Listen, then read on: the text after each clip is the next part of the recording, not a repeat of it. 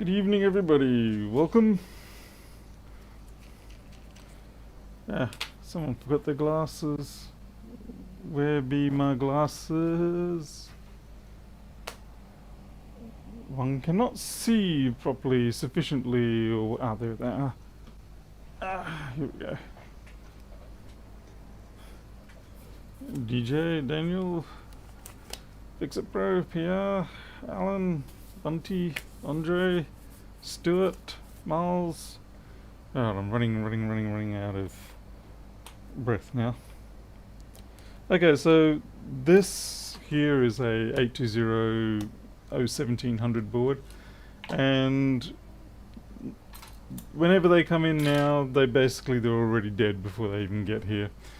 The problem is that through a design omission or design trait, they have this tendency that liquid comes in through the side here and smack bang right on there, which happens to be exactly where the solid state controller VREG is. So, and as you can see, it's got itself a nice dose of yuckiness on it, which basically means it's most likely that bad voltage went to the NANDs.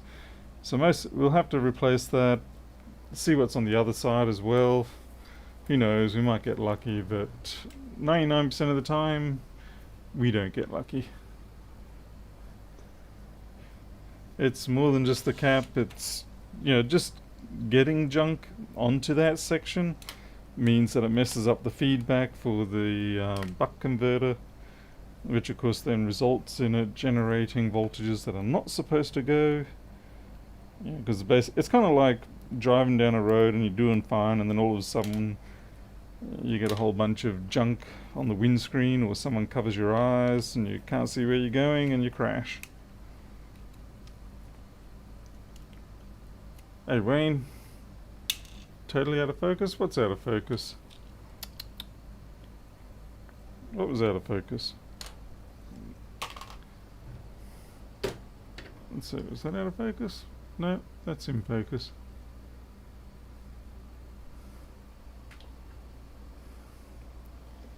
The entry spot is there's venting along the side here. There's an open slot here.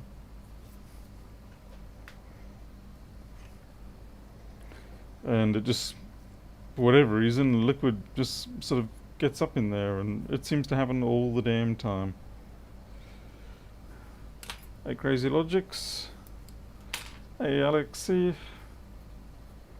Not so much need. I just laminated the white one. I just screwed this down. I don't know if you can see, like there's a screw there, down here, and there's like one there as well. They are actually filled in with hot glue to stop any accidental short circuits. You're blurry, can't read multimeter. It's like, well, Wayne, that's probably you, unfortunately. Tony W. Let's see if anyone else can confirm.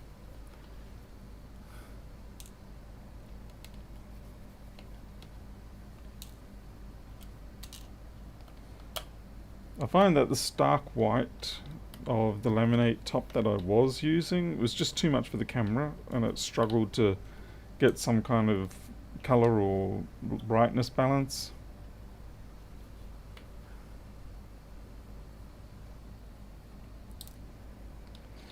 Now, being a 1700, this means it's going to take quite a while to disassemble this damn thing. That's the trouble with the 1700s as well. Is that you have to travel over the mountain and down the other side again, only to be told that there's no magic potion for you.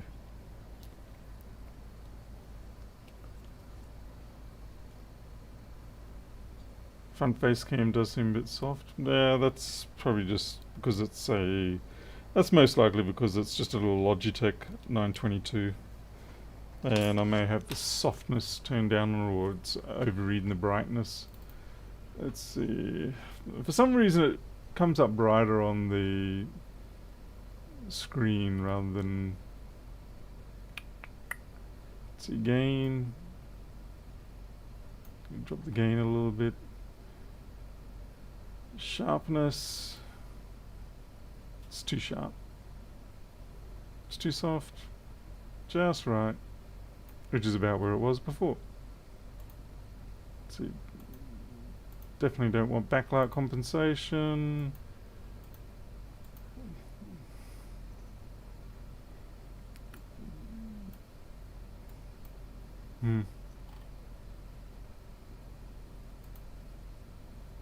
Let's see.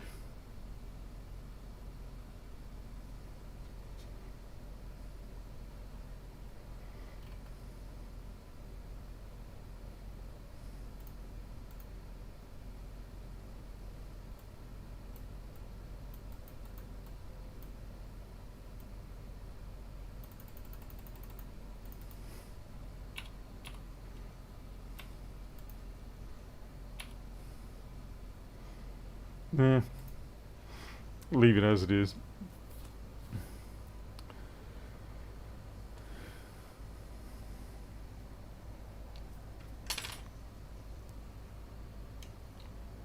Yeah, I'd say the camera itself, yeah, they are limited in their ability to resolve what's going on around them, so they do have a tendency to kind of blur out some things. I am getting a better camera, just got to work out which one I'm going to get for the front.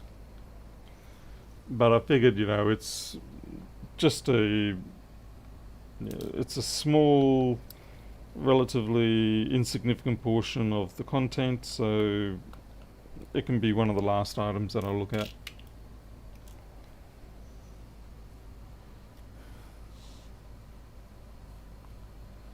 Oh, Milo didn't get me that bad. It was more just you just put a couple of claws into the side of my fingernails. That's all. Nothing too bad. Everyday stuff for cat owners.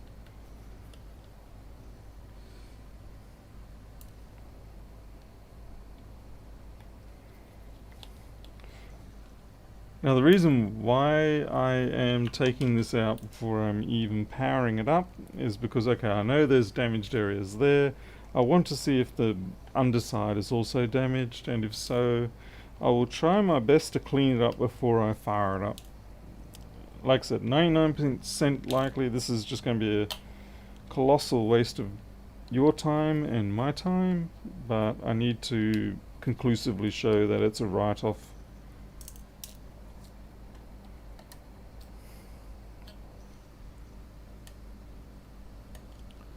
Does the black UV mask not cure?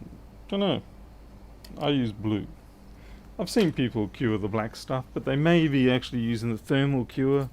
Yeah, just hitting it with hot air until it obtains that matte finish. Personally, I'm not a great fan of the hot air curing method. I think the outcome is a bit different from what I'd want. I like it when it's glossy and translucent, but when you use the heat, it makes it, well, as I said, it makes it a matte finish and you cannot see through it.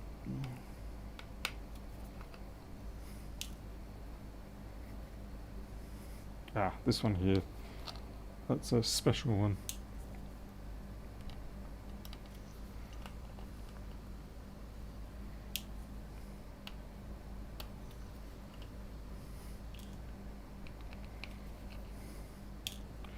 I personally need to just go and grab myself a slightly better UV cure station or torch. I've just been slack. I mean, it works well enough at the moment. Worst case scenario, I just take it outside in the sun. Doesn't take long with our North Queensland sun around here. Very strong in the UV. Which is unfortunately why we are, in fact, the unfortunately named melanoma capital of the world here. Not specifically this town, but this region is.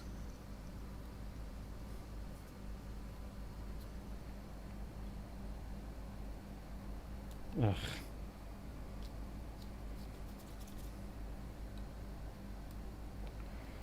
1700 is such a pain to get out. And as if getting out isn't bad enough, getting everything back in is about twice as bad.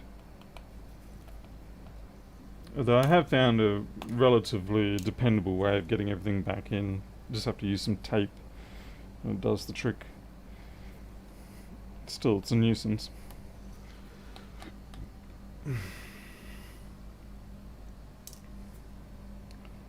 You guys don't have a lot of sun up there in the UK. Maybe just send it down to Italy for a week.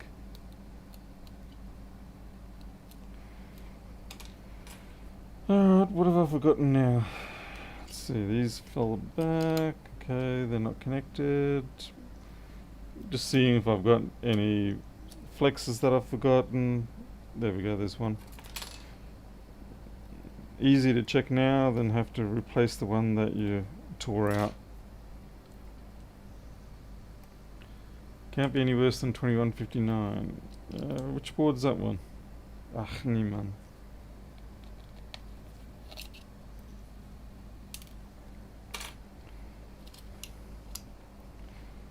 The A1700, I think, is the pinnacle of the worst. Yeah, it is by far the worst board out, as far as I'm concerned. Ah, yeah, there's all this delicious corrosion up there. So that's not only this corner, but it's also under here. What a train wreck.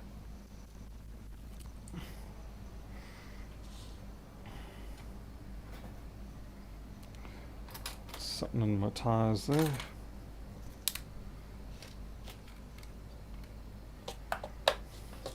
"13" 2019 Pro.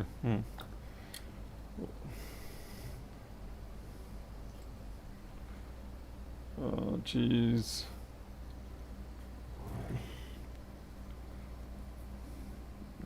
That's a wreck, that's a wreck.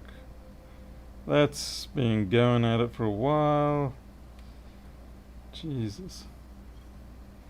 Amazingly, there's nothing on this one that's too bad, but this here is a complete chew out. That cap there looks like it has actually completely blasted itself in half. I know, it's just the corrosion making it look that way. Deceptive. Sorry, just trying to adjust my wiring here at the moment. As you can tell, I moved things around a bit today. Still not quite happy with it. Okay, what are we going to do here, fellas?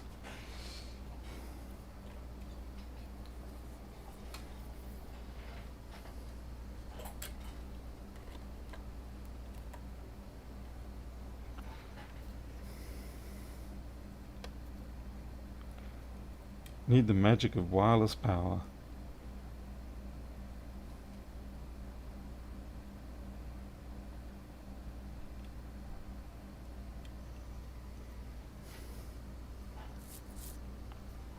Oh, we've got more than just smoking guns. This is this here is the worst of it all.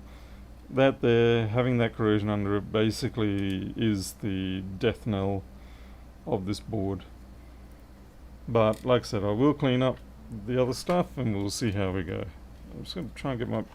everything feels a little bit awkward at the moment, so you'll have to bear with me.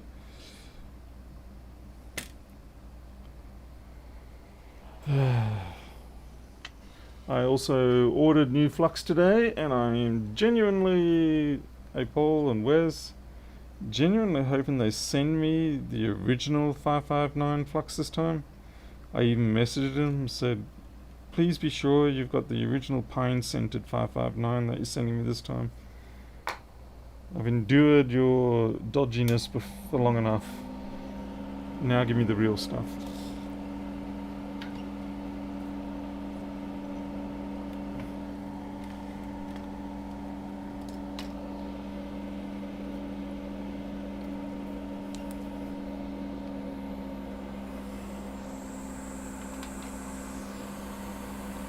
Hey Muji, welcome.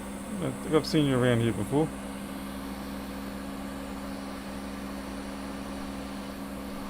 So we're just going along and letting the flux have a bit of action.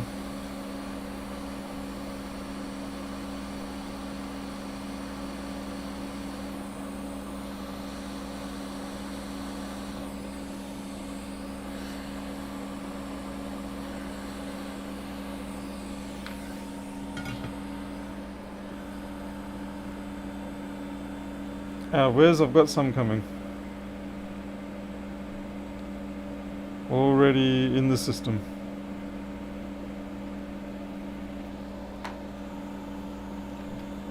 Morning MC Rams, McRams, hey Paul Marrow. Why don't you get your flux from North? Because I buy it in bulk from AMTech Direct. And I buy it in the 30cc tubes, not in the dinky little 10cc stuff.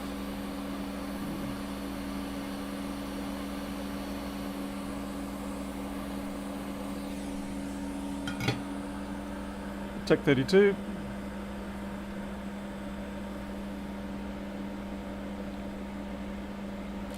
Yeah. When you're paying what works out about 50 bucks a tube, you want to you make sure you get the right stuff. Okay, so we'll see how this goes.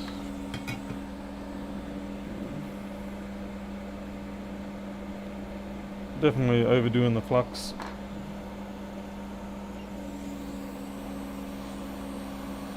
Suffering to the Rossmann syndrome.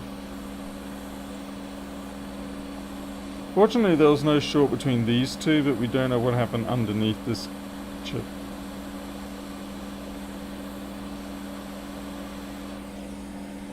It doesn't look too bad. It just looks bad, but not too bad. Let's have a look at the underside of the chip, and yeah, okay, that's no good. I'll bring up the board view and schematic, and we're gonna have a look at what those areas of damage are.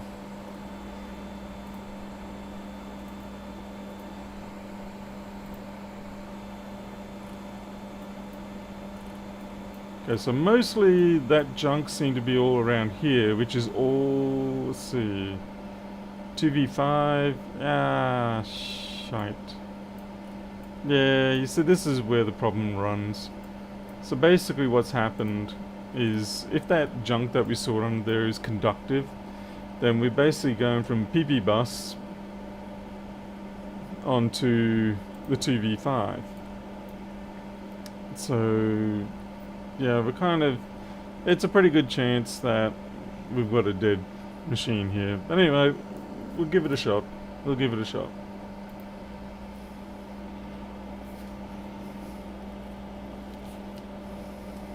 Hey Dave, 3008.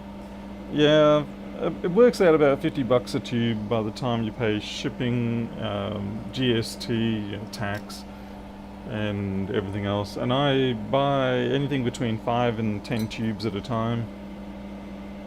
Shipping's the big killer. Kind of helps if you turn them on, Paul.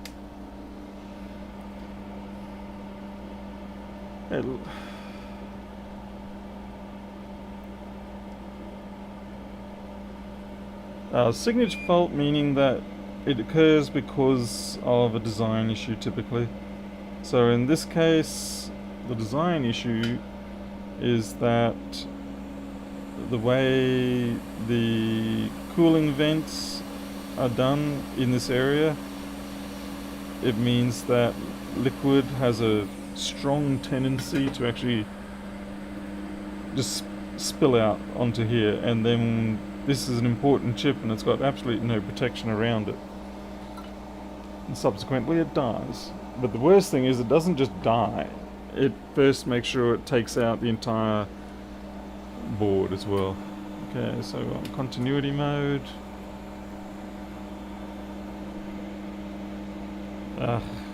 Continuity mode with hairy tips. That's not good. It's pretty offensive. No short. Okay, that's fine. There's a large amount of capacitance, uncharged capacitance in this circuit, so that's fine. Yeah, it's all good. So it takes a few seconds to charge up from the meter when it's doing diode mode or continuity. Alright, now I've got to find another one of those chips, and unfortunately my order of those chips has not arrived, so I'm going to have to find another one. And hopefully I've got one around here. Paul, no, it's not a new workshop, it's just a new panel, board panel. Can you recommend a decent, affordable desoldering gun? I really don't know. It's not something I actually use, to be honest. I just use wick, and that's it. I don't really do, what do you call it, pin through stuff enough. Certainly when I was a kid, it was always something you wanted. But I've still got, I think it must be 40 years old now, a spring-loaded plunger one. TPS 62180, of course it's that, yeah. Search, find a part.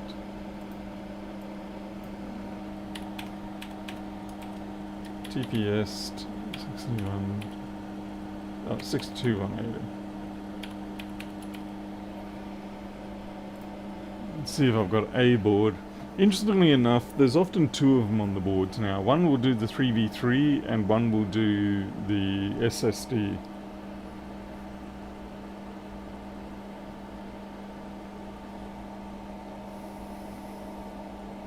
Hey, Badamras, mind the chip orientation. Certainly with this one would want to, wouldn't you?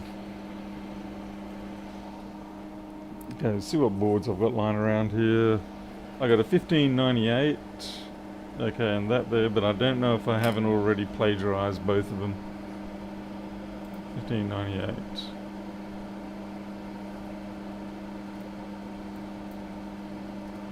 Yeah, so that's the 3v3 one. Okay, let's go to quad. I'm pretty sure I've already nicked the, yes I have, 3v3 one's already gone.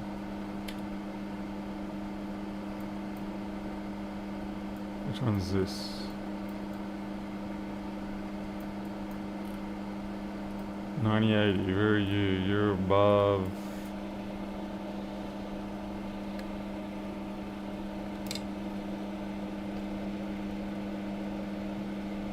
Where are you?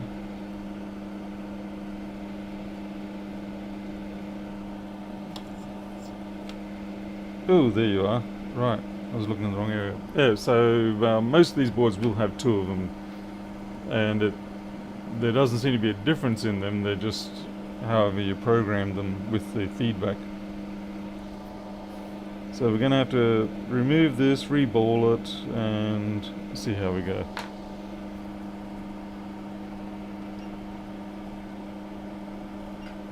Paste desoldering stations.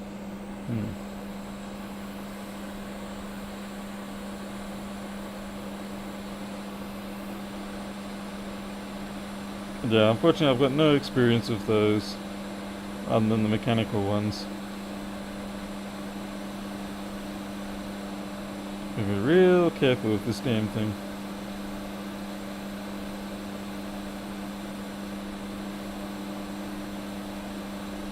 There we go. I think this is probably the last one until I get my supply. It's kind of scary. So much so that if this machine does not come up, then I'll probably take this back.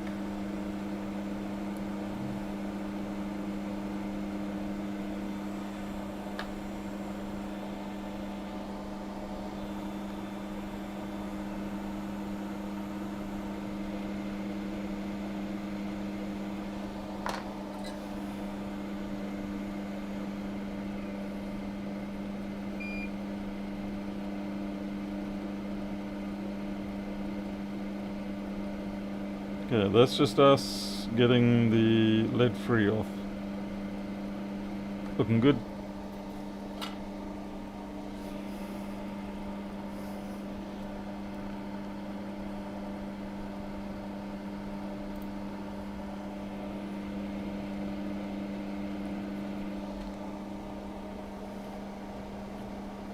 My new computer mainboard and CPU and RAM are all on their way from the United States of all places.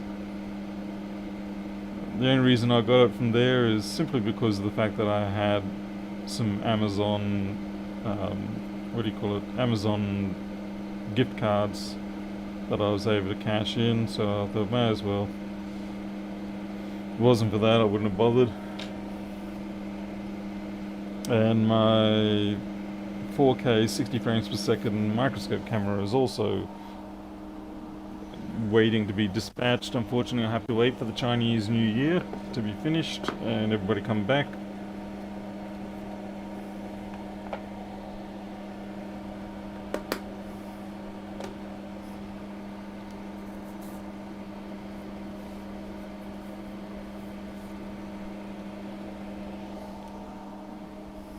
The parts may be cheaper before the shipping, but once shipping comes into play, it's you're really not winning.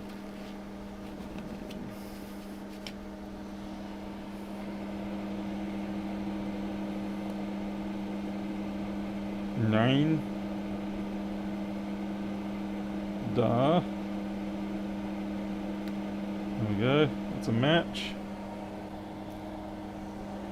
Now we're gonna make our little puddle of dried out paste.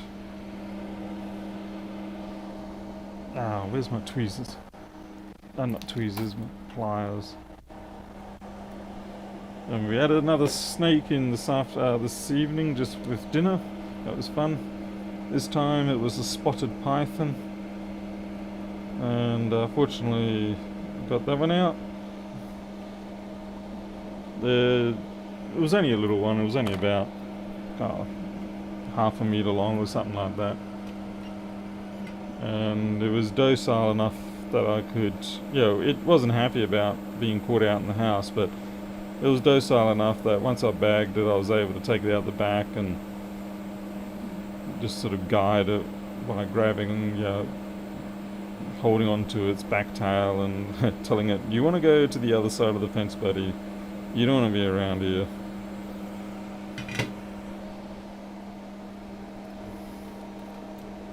Ah, crikey, I don't know where my proper spudger is yet again.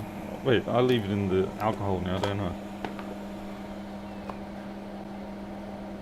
Zhonghyun Lee, thank you very much for the 20,000... I don't know what they are. What are those? Anyone know what that currency is? But thank you very much, Mr. Lee. Apologise for probably saying your name incorrectly otherwise. Much appreciated. Thank you.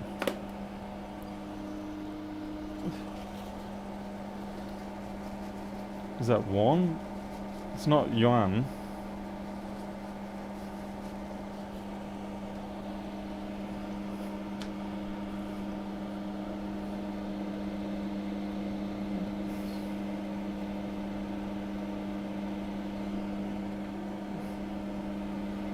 Oh, right, South Korean won. Cool. Actually, that'd be about the first time I've ever received that currency. Thank you very much. That's nice and unique and new. As you can see, I made way too much paste, but oh well. C'est la vie. Very unprofessional of me. Very, very unprofessional.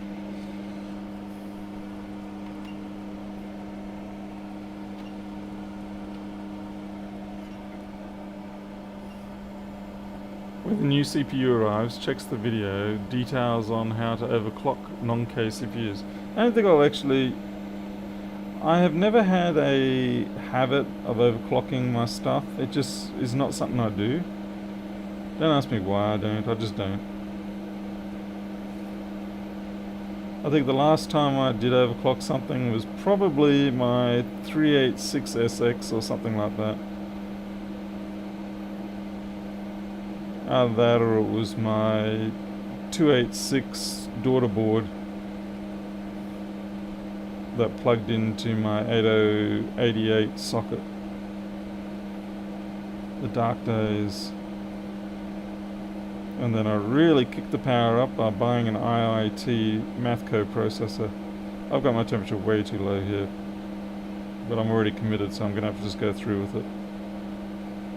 But that's far too low, that temperature.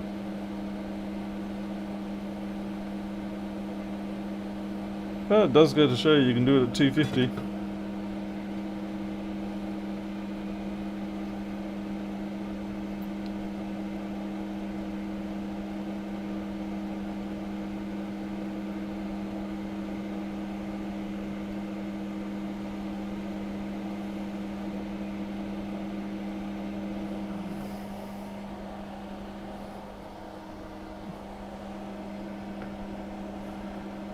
Well, Alexa, I figure, I take money, so therefore I'm technically a professional, at least as far as the tax department is concerned.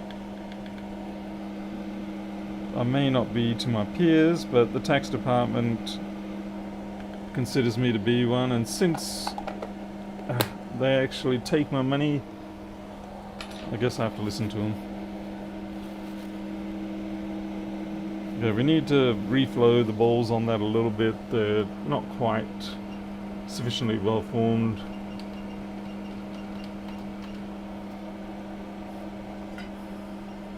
A 10-minute tech. I guess the reason why I don't tend to overclock is because I value stability. And yeah, I know you can do it, but at the end of the day, if I want more speed, then I basically should be going out and getting a better processor.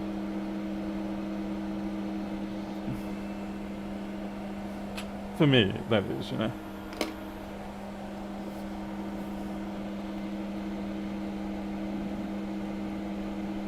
But I've got no problem with people who actually do overclock, and that's fine, Power to them to do that sort of stuff. It's just not something I personally opt to do. Mostly because if it crashes out on me more than it does on a normal day, then that's lost time and stuff like that. But I understand, when you overclock, what you're trying to do is you're trying to find your upper threshold where you don't crash. And because of the because of the coarse quanta of binning, then there's a chance that the one you have may actually be very close to the next step up. Okay, bottom left for...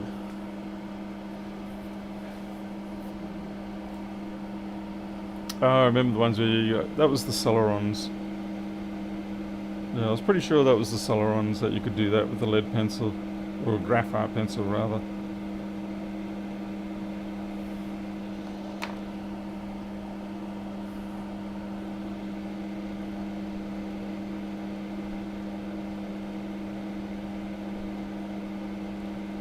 Those were the simple days.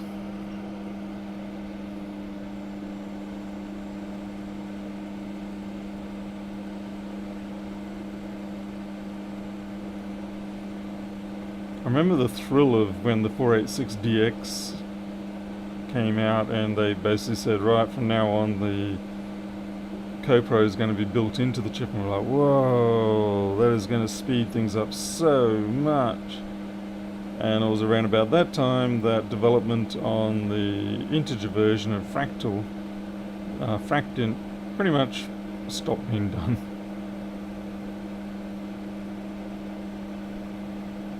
And there we're sitting down. Come on, you can do it. Yeah, there you go. I think you're good. I'm not going to tap you. I'm a little out of focus. Very fine there.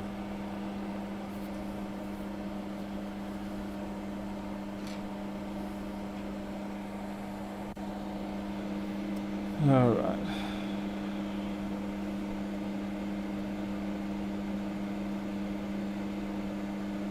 Well, there's not a lot I can do other than fire it up.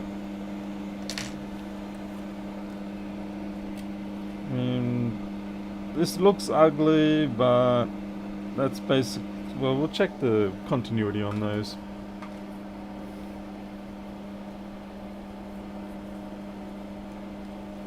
Yeah, Wayne, that's usually something like AutoCAD demanded it. Yeah, that one's that tricky rail that pretends that it's shorter, but it's not really. It's just a chunky rail. For me, the reason that drove me into getting a CoPro was that I was doing graphics processing at the time, and you could do garage shading of triangles pretty quickly with integer only, but as soon as you wanted to do Phong shading, it was like, yeah, okay, we're going to wait all night to see this teapot get rendered. So at that point I decided, nah, stuff it, I'm getting a CoPro. And I was fortunate at the time because the local electronics store was having a run out sale or something, because it was getting a bit of an old chip. Yeah, the 386s were just starting to hit the market. I was still running on an X 8088, and yeah, so I picked it up at a pretty cheap price. I think it was like $129, which was disgustingly cheap for back then. But then it wasn't long after that I then bumped up to getting this daughter board that basically had a 286 on it, and you ran it in place of your 8088. It was pretty good fun. These are the days of, bulletin boards and 1200 for most normal people, or if you're a bulletin board person, you probably had a stunning Hayes 9600 duplex modem, which would made you the envy of everybody. I'm just going to drop some 80/20 on this, not a lot, just a little.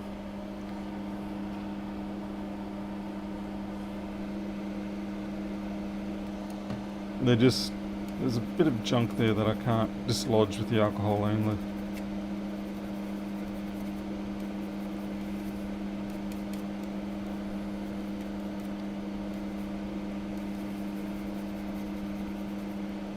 And then we do a final flush with 100%. Well, it's close enough to 100%. Come on.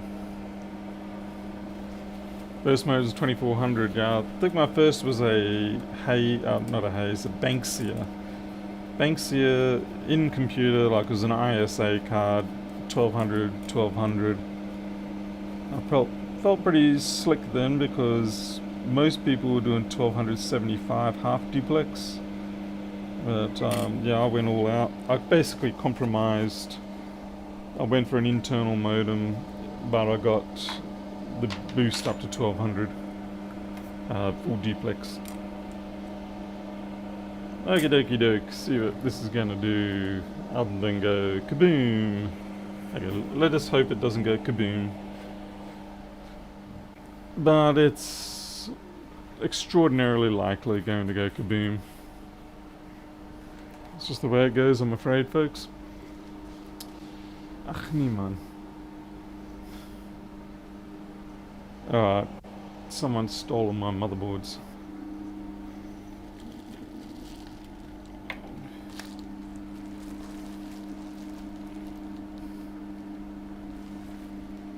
No, you are not going to be a match.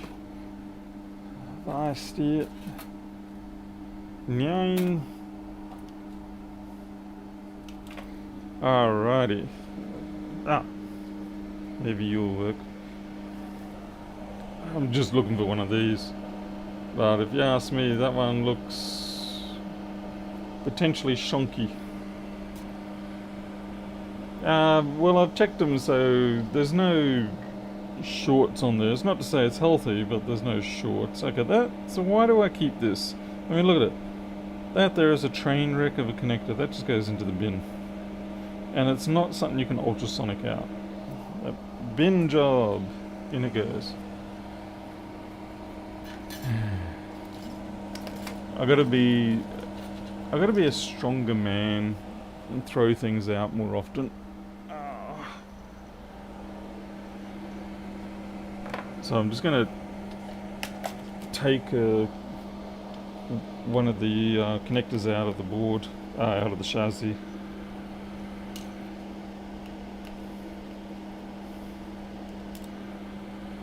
And we'll take it from the side that did not have the corrosion on it. Okay. That seems acceptable. Yes, it is what AliExpress considers new. Disappointingly. Likewise with phone parts, it's like you order a new dock flex or something like that, only to find that it's some sort of drowned rat pull, and that's about as good as you're going to get. So you spend almost as much time fixing the dodgy ones, because you know if you send them back, you're going to get just the same back again. They'll just bounce it right back at you. Alright, let's see how we go. 5 volts, 20 volts, 190, where are you going? Stuck at 180, doesn't look promising. I really wish they'd make brighter displays on these things. Reset, 200, 190, 180. Yeah, that's looking like the NAND's probably gone kaput. Just the fact that it's doing this reset business. It's sort of like, I can't find anything to boot from.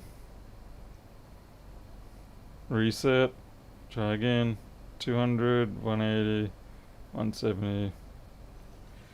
Let's see what voltage we are actually getting on that rail. That's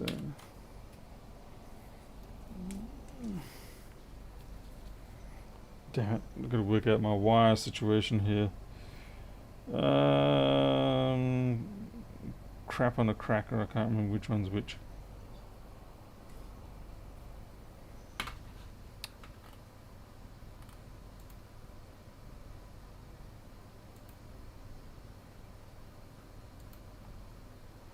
Okay, she have 2.5. Oh. Yep, as I said, I'm a little uncoordinated right now. Okay, we do actually have 2.5 volts on that NAND, but again, the problem is rather that they probably took a hit of 18 volts and therefore they're non-functional at this point. So we'll plug it into the chassis, ignoring the corrosion there. Fortunately, the corrosion did miss some key items, so that's good.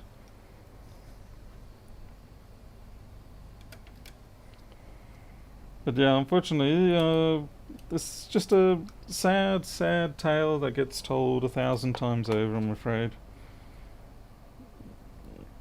But probably really is less than 1 in 10 that survive this. I like to say that 1 in 10 do make it, but realistically I know that that's just not, even that's optimistic.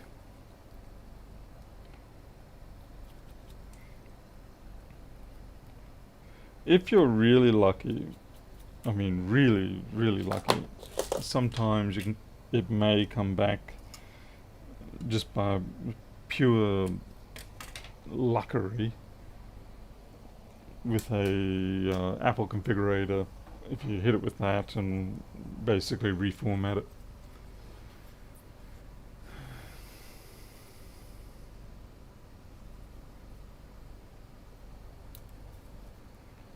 Yeah, these are OLED displays, so you can't actually increase the brightness.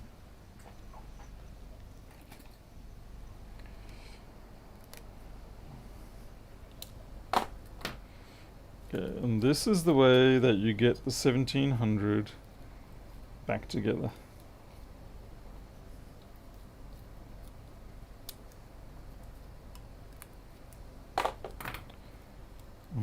You can think that you can do it without doing this.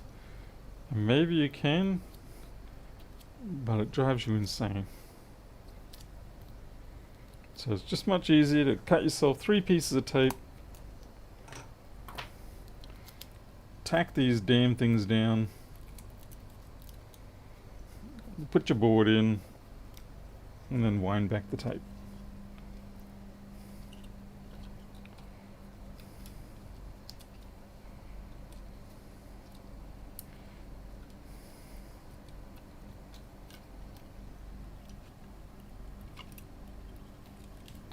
Because there's already so many other flexes and DB-dackers that you got to keep track of.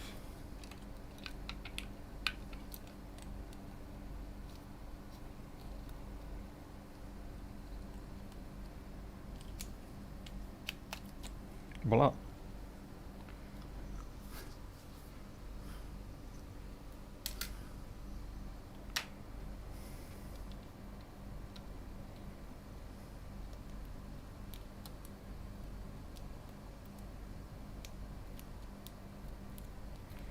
I don't know why I took my glasses off. Can't see. Lewis needs more Oreo in the thumbnails. I thought Mr. Clinton was his calling card. Kitty cat.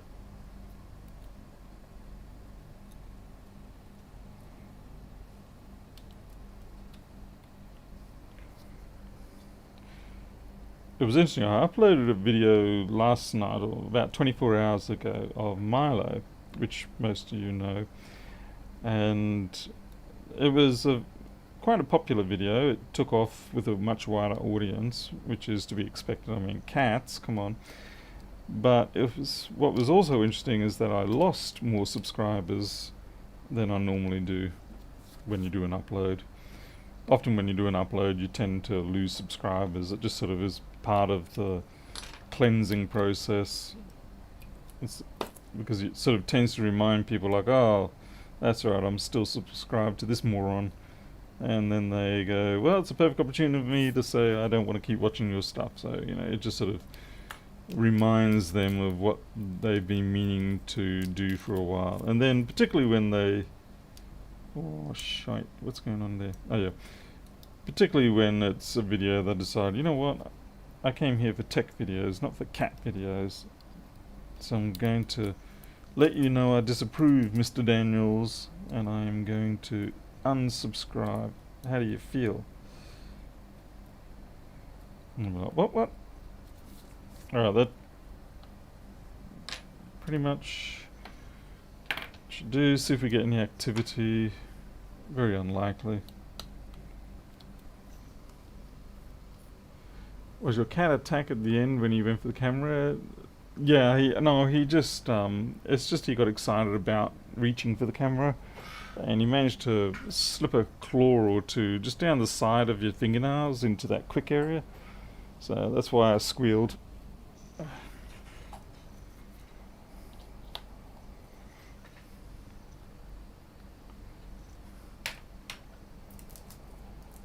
Okay, 190.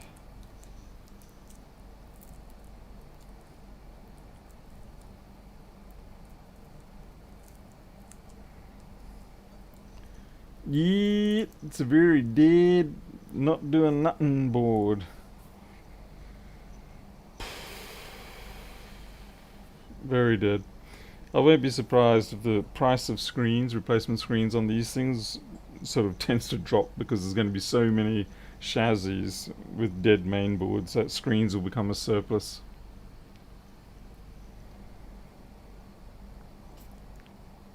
What's bothering me here is I don't even know if this... I'll just try to connect the battery. I can try put Apple configurator onto it, try and boot it into DFU mode and see if anything happens. I have my doubts. What will probably happen is the interface engine will probably be running, but then as soon as it tries to do anything with the board, it's just going to come back and say, sorry Jim, I couldn't do anything with that.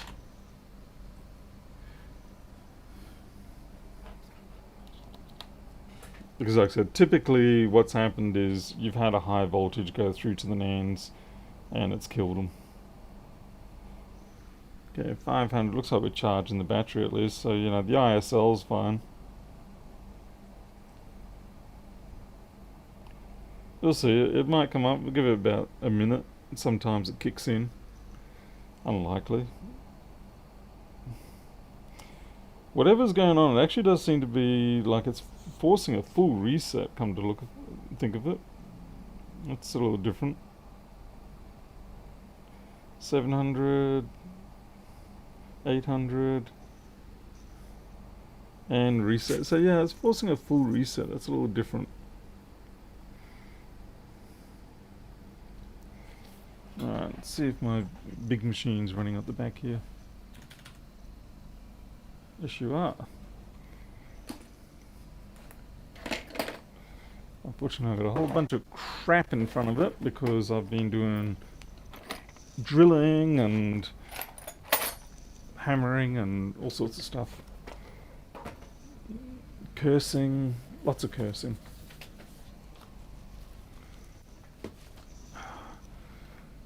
Ooh.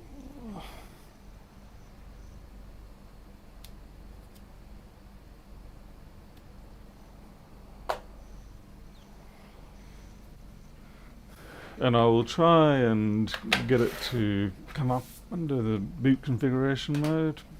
Only enough, even though I have the official Apple, what do you call it? The cable that goes from Thunderbolt to USB-C, I find in getting the DFU mode, the USB-A to USB-C is actually the one that works better. I'm not quite sure why. But I very rarely have success with the Thunderbolt version. Okay, I've got that up there. Okay, you're not going to be able to see much of this, but we'll see what we can do. Hey, the one repair guy, you rescued 2 kittens from their work and they're awesome, but one is a little toe biter. Haha, yeah, huh? Yep. They're great.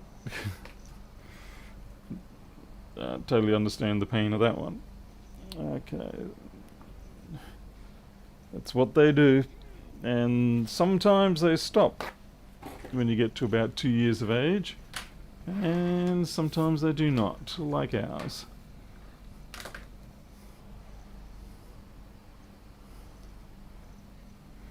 Okay. Now you've got to get the right port on these as well. You've got to have the front left as your data port. If you don't do that, it's not going to work. Okay, turn it off. Yeah, I'm going to try and remember the sequence. You can all try and remember while I press my button. Hopefully I got it right.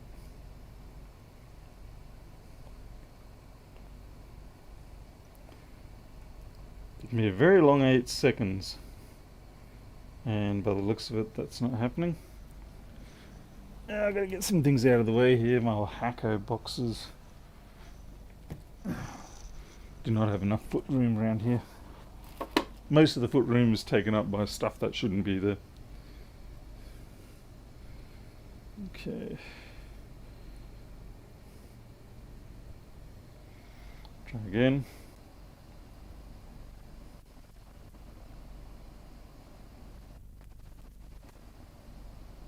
Okay, so we've got the configurator up. I don't know if you can see that. Let's go full screen. It's going to look a bit dodgy because this is only 720 because it's running at 60 frames per second. I can go 1080, but I dropped to 30, so. There we go, advanced. Revive the device.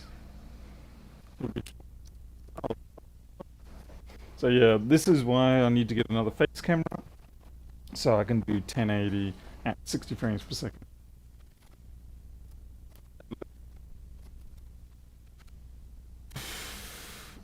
It's surprising how bad 720 looks.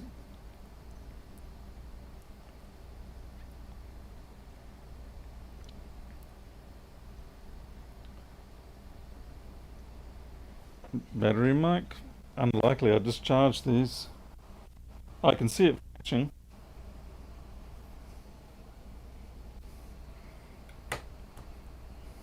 That's weird. I could see it flashing. I do agree with you, but I don't know why it would be doing that. And it's not the battery because they have come hot off the charger.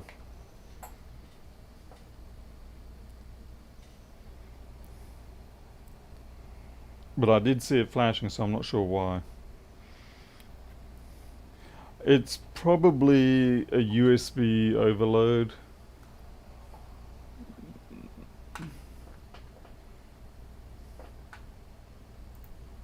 Because Linux sucks when it comes to managing its USB. Oh, yeah, we've got 11% frames lost due to rendering lag. I'm going to shut down that. Okay, hopefully things will be better now.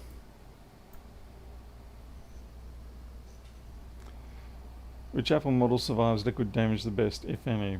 I'd say maybe 1466.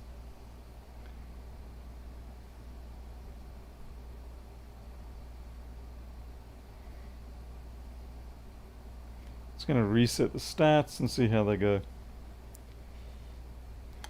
It said 1298, and as expected, the system cannot be restored on this device. The operation couldn't be completed. Failed to handle message type, blah blah blah. It's fire trucked. Yeah. And unfortunately, the problem is that you can't just replace the chips on this. You can't just take the NAND chips off this and swap them. You got to take the whole lot from another working machine, which kind of defeats the purpose, does it not?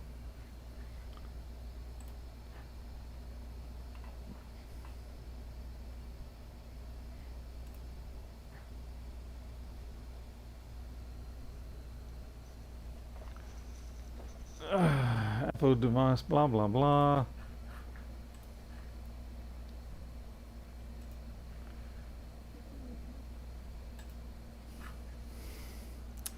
So sad. Fortunately, as soon as I did get this, I told the person, I said, look, it's basically it's a dead end. These almost never come back from that damage.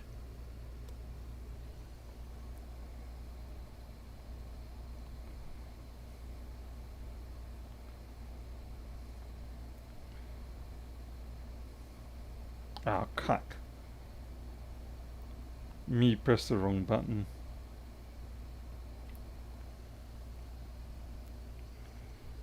Oh dear. Try again.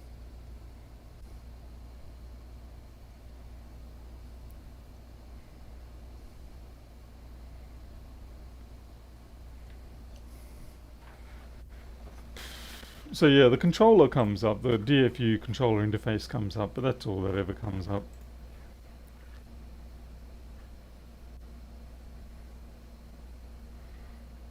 I mean, I can try to do a system restore, but it's not going to do anything.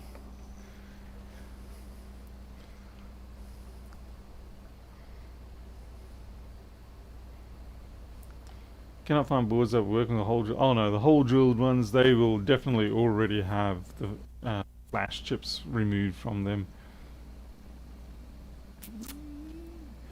Failed to handle message, start message, yeah.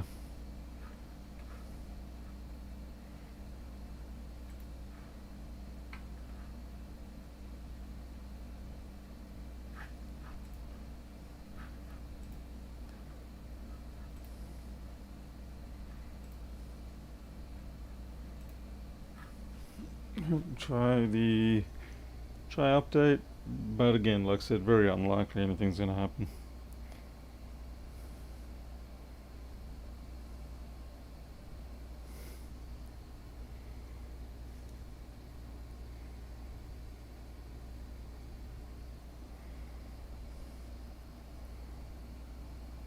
God damn, I can feel something getting toasty there actually. Let's just have a look at something. I think I can feel one of the RAM chips is getting toasty, which will be a shorted one. Let's go to overhead. Finally, we can get back to 4K 60. Thank goodness for that.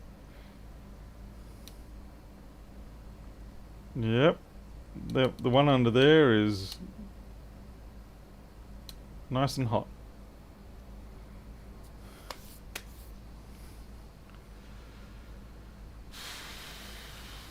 Wonder if it, like back in the days where you had to power it up as you click the program. Ha, yeah.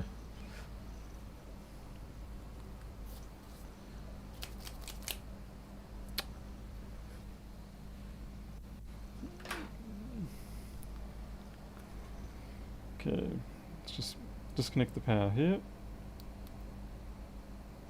Oh, for goodness sake, come on. Okay. So yeah, it's getting hot because it's been damaged by that over voltage situation.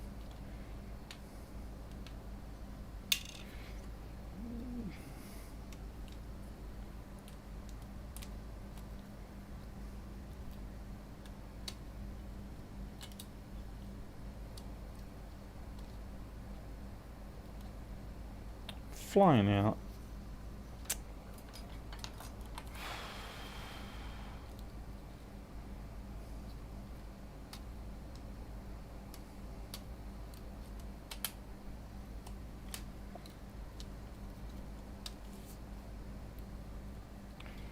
Is that everything?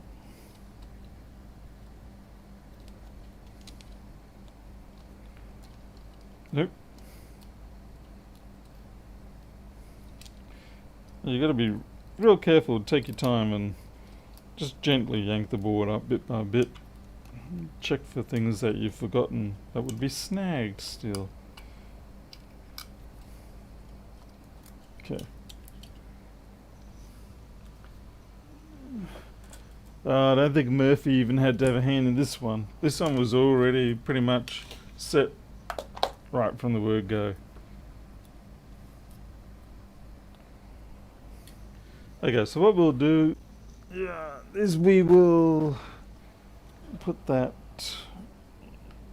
USB-C flex on, and then we'll get the infrared camera, and god damn it if I haven't lost another screw in my life. Oh well. Aha! The screw magically appeared. It was a trick. Like I was a magician or something. Hey Warren.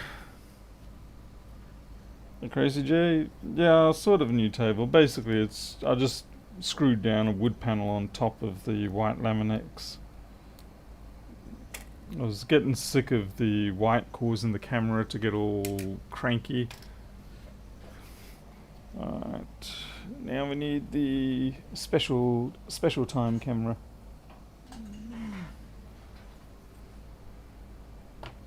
And I think we will turn it over this way.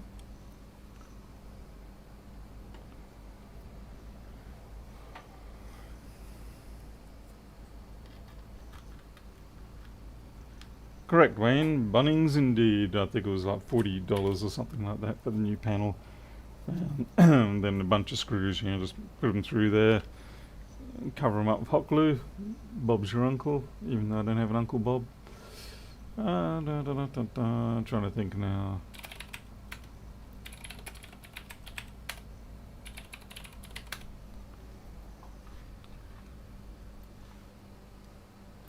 This is making the rendering drop quite badly. This is why I'm still going to get the 12500 board. CPU rather. Because it needs it. Schematics.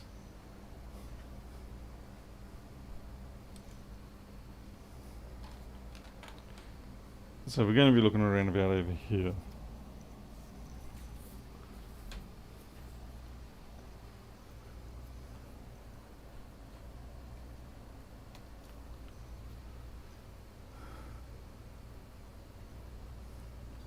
Yep, bam. That's one hot little spot. What I will do is actually check to see that's not like an individual cap or something.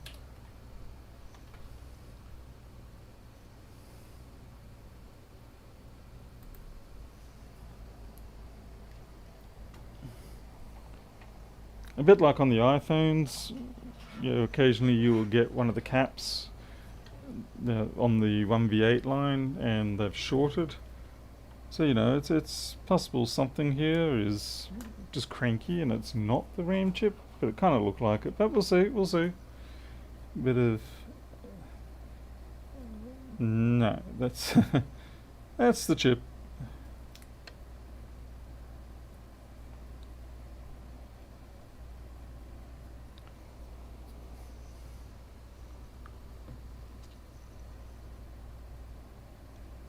Yep, that's very much the chip.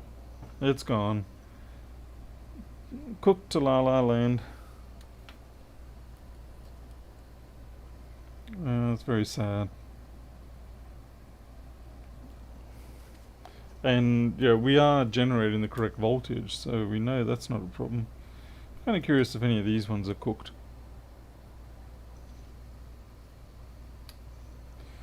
Yeah, it's a FLIR 1 Pro. Unfortunately, the software is not available other than on my own desk. It's not something I am planning on releasing at any time in the near future. It's a project I did, put a lot of time into it, but it's a dead end. other than for myself. Yeah, so these ones are fine. There's no overheating on these ones. So it's just that one at the end there. It's been cooked by that controller getting damaged. Let's try these ones just in case. Unlikely, but yeah, we've got to test these things. And yeah, like I said, you can't just cut out the old one, put in a new one. Because I have actually done that in the past. I tried. And I restored activity in the sense of it would no longer loop, but it wouldn't actually work still. It would just dead.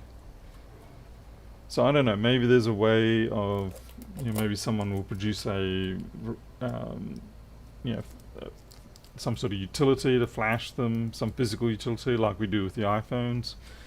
But given that there's a multitude of them, I don't think it's feasible. Alright, well I am actually going to take my chip back because I know that chip works and this board is dead. Now I'll give the people back their chip. I'll put it in a little zippy bag and I'll say to them, there you go, there's your dead chip.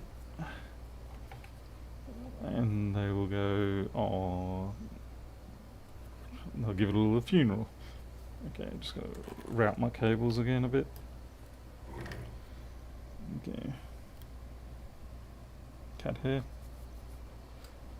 Ah, it's always a suckable thing when you change stuff around. There's always so many things that you gotta redo.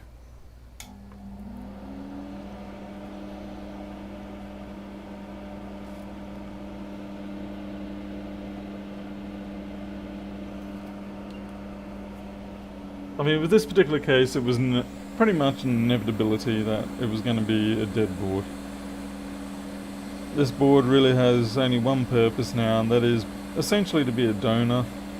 And it, yeah, doesn't exactly. It's got some parts on it, but I think the PMIC's probably the thing that I would like. This chip here. That there is one that is potentially useful. Yeah, I'm sure there's other little bits and pieces. But yeah, the dreaded 01700 board meets, yet again, the same end as it always meets. Would a 928 help fix this? No. I'm pretty sure it has to be a 1700. Okay, look, yeah, I don't know absolutely, but hey, come on, give me back my. Thank you. Well, that's a tad depressing, isn't it? Okay, let's find ourselves a baggie for our own supply. It is funny with these chips that when you first can't get a hold of them, you oh, what's going on here? I think we had some internet outage then. Are we all back yet? I think we had an internet outage.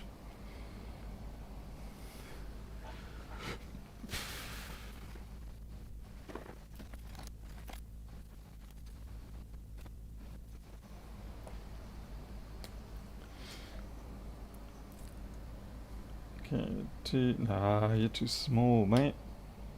Can't use you. Throw you back into the room.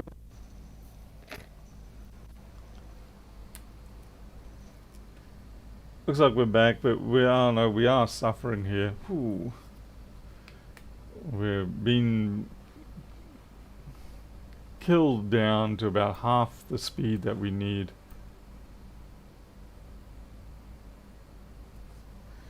I'm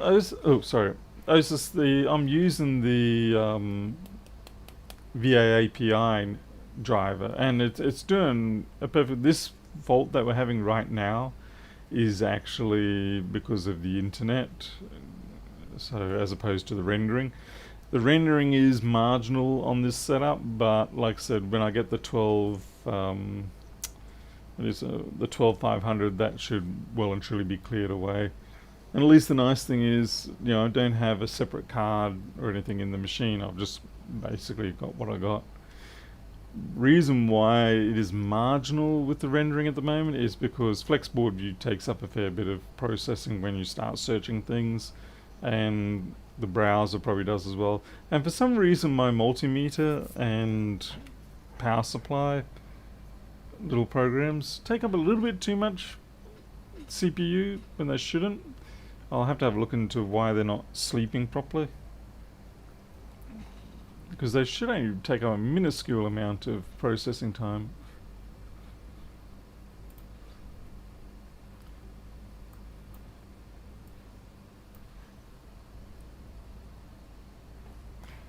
Apple trying to, yeah. What was this? What are these? The TPS what? What?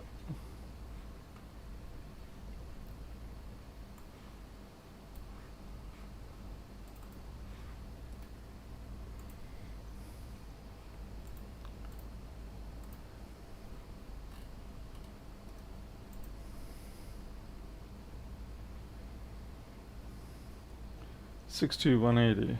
62180.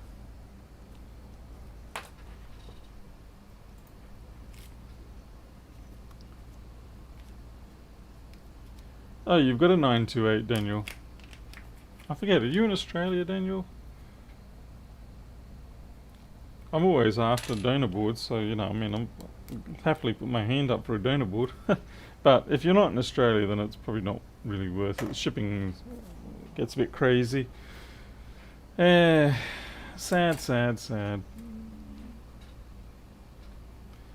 NBN is terrible on the Gold Coast, really? Oh, okay. I would have thought it'd be reasonably okay, but, well. I am very surprised at how decent it is up here. But I'm disappointed because I used to be on 140, 40 up. But then they sneakily got me to drop down to 20, and I was like, damn it, I don't like to be sitting on needing 50% of my potential capacity, because it almost never will give you that full capacity. I've just got to do all the paperwork now, time of death and stuff like that.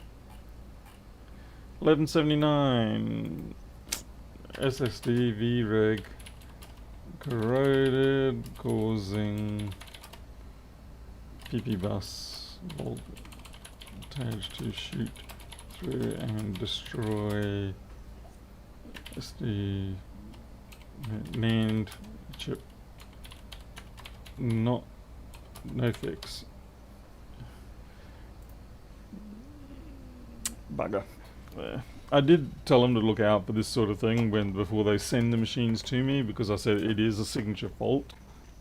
So if you see corrosion in that top corner, I said 90% of the time I'm not going to be able to do anything about it.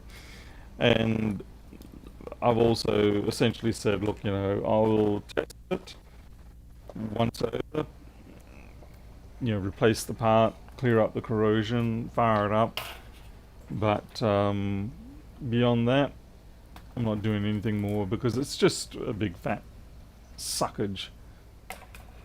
Alright, what else have I got around here? I need something to... I'm probably not going to have anything I can fix. What are you? Okay, you have not responded to me. I've sent you multiple emails. You haven't responded to me either. I've sent you multiple emails. It's a little bit frustrating when you actually have complete jobs and you don't get people responding to you, but at the same time you have jobs that you're dodging, as in, you think, oh cracky, I've got to get this done or that done or this done, and you're like, damn it, one of these days I'll get around to it. And you realize every day is another day that person is putting up with your slackness, and at the same time you're cursing at people being slack. So I don't like being like that, but unfortunately it does seem to be the reality of this business in many ways. It shouldn't be. It is a personality trait, I will admit. It's something I should be much better at. Did all the winners? Actually, no. There's one person who has not responded back to me. So we've got 4 done, and one person who has yet to respond back, which is unfortunate. I'll give them till the end of the week, and if I don't hear from them by the end of the week, then I will consider drawing again another person and seeing what happens. Slacker, yes, people, that is precisely the word I would use. Slacker.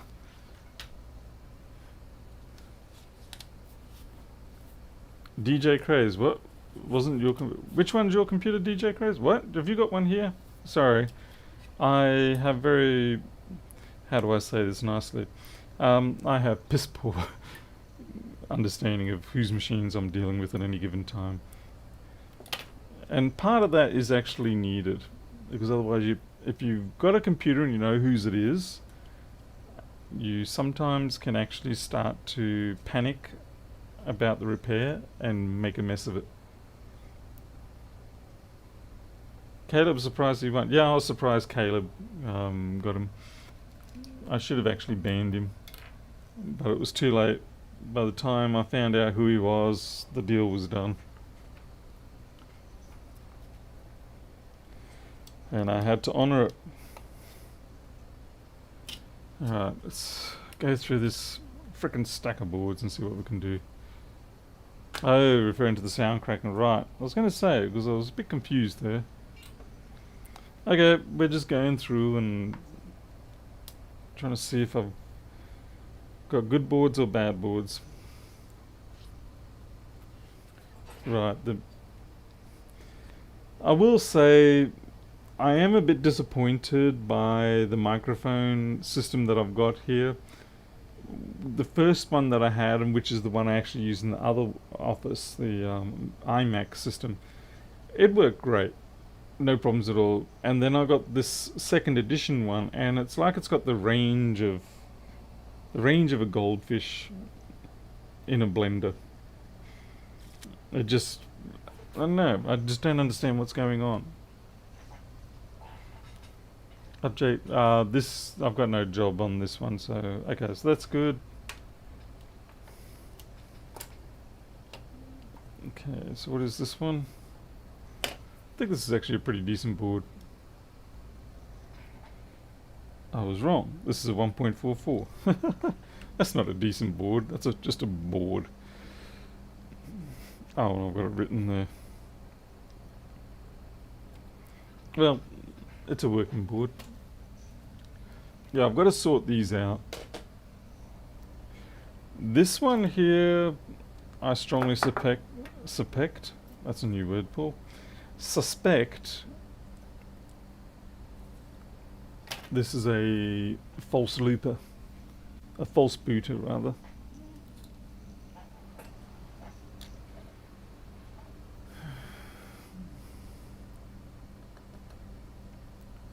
Yeah, I did see that, Wayne. It was good of Adamati to advertise that.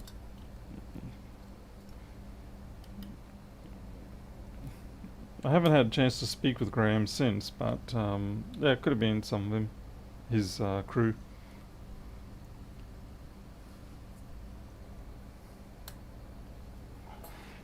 Ooh, hey, wow. Oh, okay, this is a little different. This one is actually just trying to power up and then shuts down. Trying to power up, then shuts down. Hmm.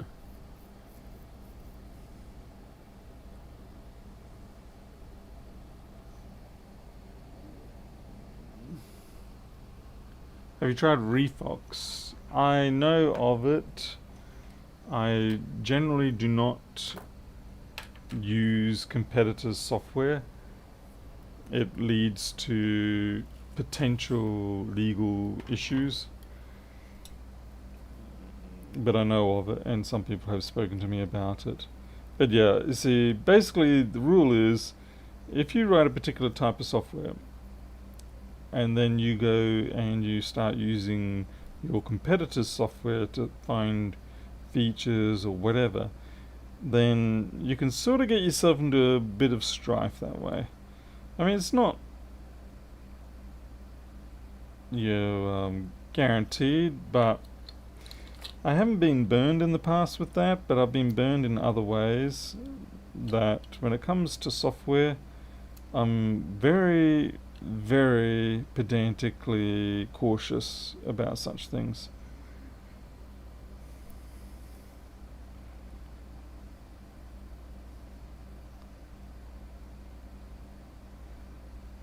Oh, is this the ones that do the freaking... Yeah, they heat up the camera chip. That's right. Remember this now.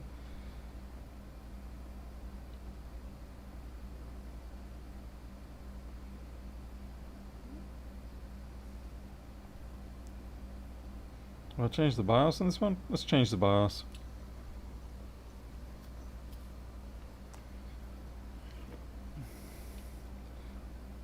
But yeah, basically, I'm walking into a possible legal minefield if I start doing such things.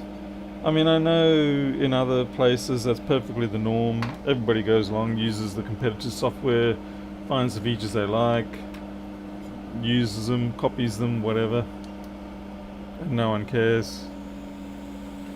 Yeah, it's a Samsung mic set.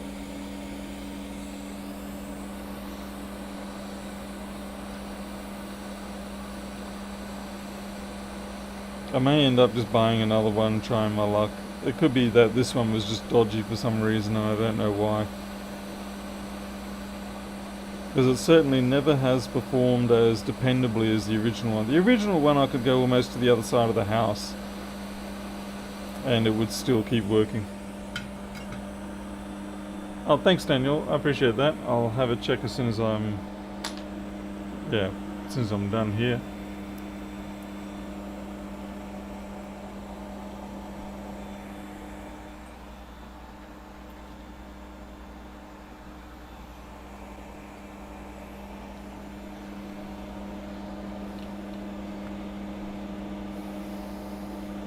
The thing is, this headset and receiver and such, it's about the only thing that I found on the market that was reasonably priced, dead simple to use, didn't require a million cables or things like that, and wasn't too bad on the microphone.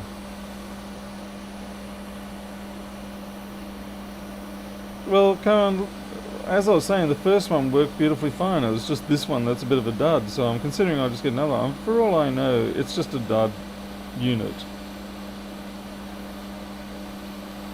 There's not much to them, to be honest. They're basically just a Bluetooth type of Bluetooth. And under normal circumstances, it really doesn't give me that much grief. Just sometimes it has a bad day. Maybe I should just bring back the other one.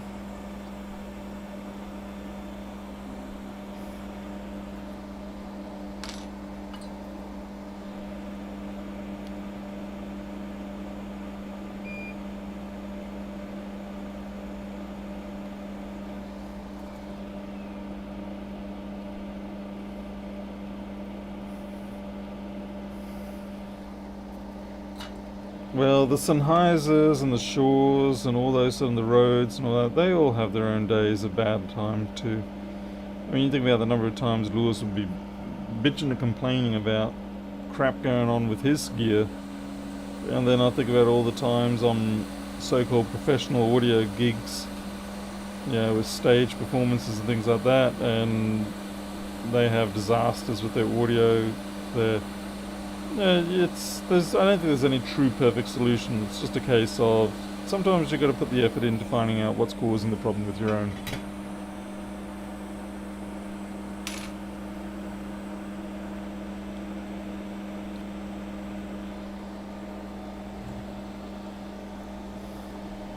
Like I said, the other one never gave me any grief at all. So, like I said, as far as I can tell, this is just one that's got a bit of an issue. And unfortunately, most of it looks like it's all fairly tightly modular. It's just a Bluetooth module in there, so most of the time it's just interference. It could well be interference. I can try reposition the receiver but I don't have that much in the way of 2.7, 2.4 type interference around here. So anyway, I'll try to do better. But first I want to do better here. Ah, see, same crap. Comes on for a flash and then dies. Let's just do it again. Okay, so it's not the BIOS. There's no point in me having the fan on there. It doesn't even kick.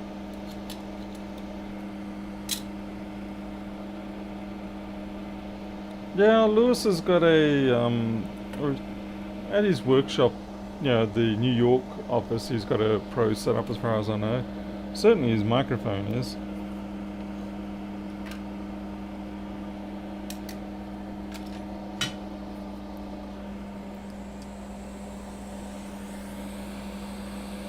Does it matter if the chip you pulled off was a MEC? Well, no, it doesn't, no.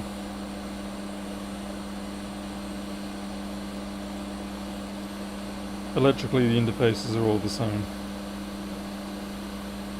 Because I pulled it also from a 165 board.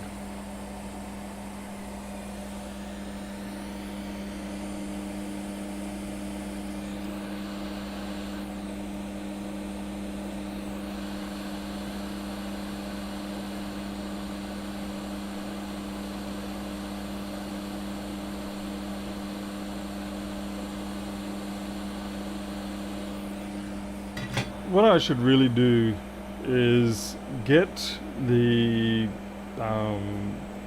use the headset that I've got on right now and just change the transmitter receiver pack.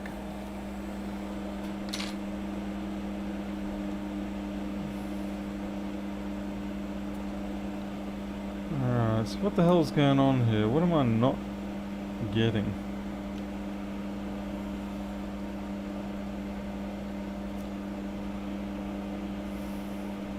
So I'm going to measure some voltages and see what we've got jumping around.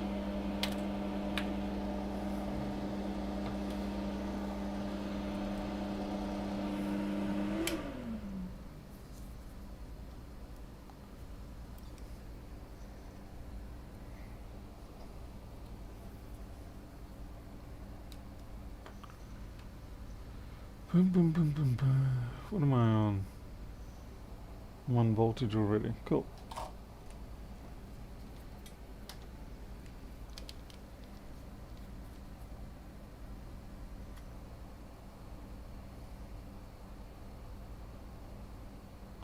That is jumping around like a crazy person.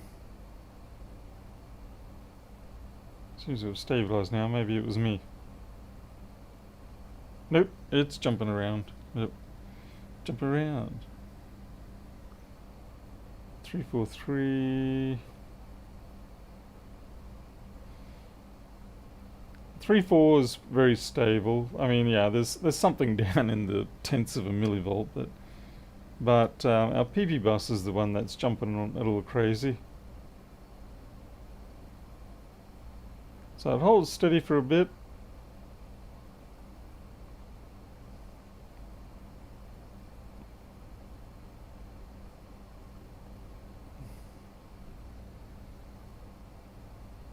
Oh, now it's going to hold. There we go. Yeah, and then it has a spike.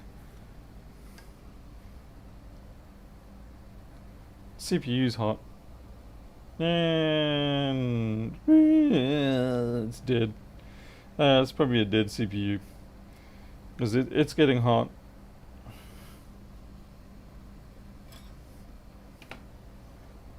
Oddly enough, it's not really what I would call half a watt of heat. It's quite a bit. It's more like 2 to 3 watts. Yeah. But yeah, that feels like CPU death.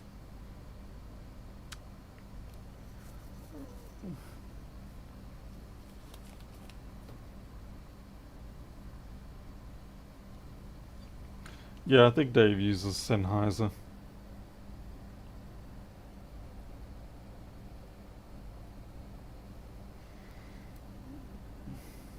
Could it be something else other than CPU?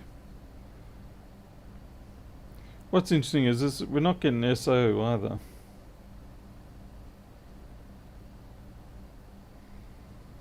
Let's see if SMC reset's been held low. Unfortunately, I don't know where that is.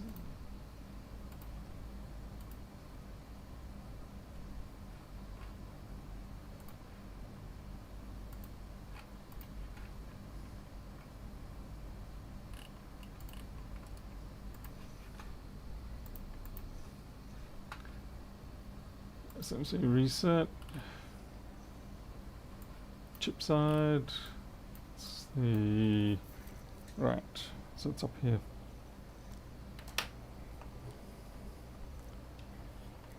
Thing is, we do actually have.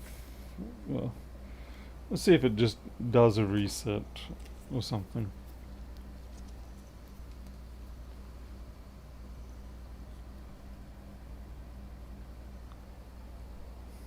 Just seeing if it takes a dip.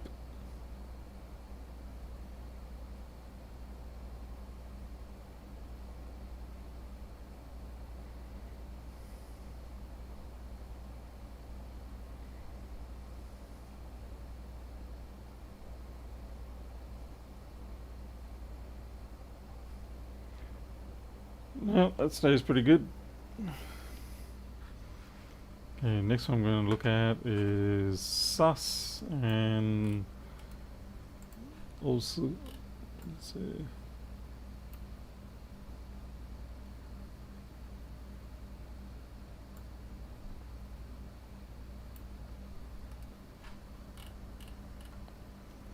Okay. It's the bottom pin on this one.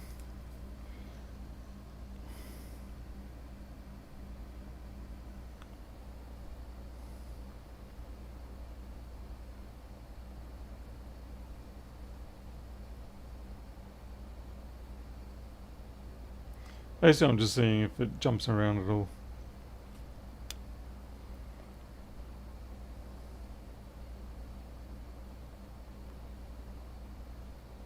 Nope, doesn't look like it. Staying steady.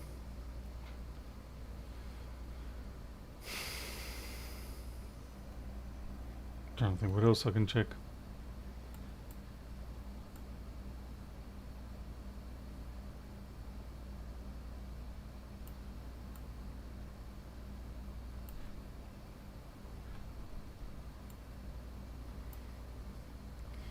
Does your mic have a mini XLR? No, it's a mini XLR, yeah.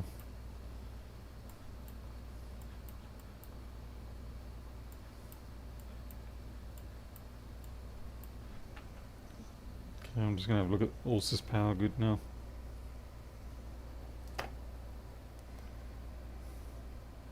Because there was that little bit of damage up there, so, you know, that's any real hint that we have.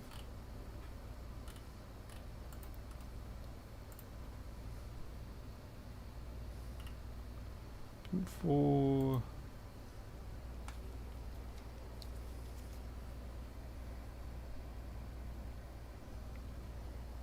okay, we do not have Allsys Power Good. Okay, that's interesting. Okay, so which rail are we missing?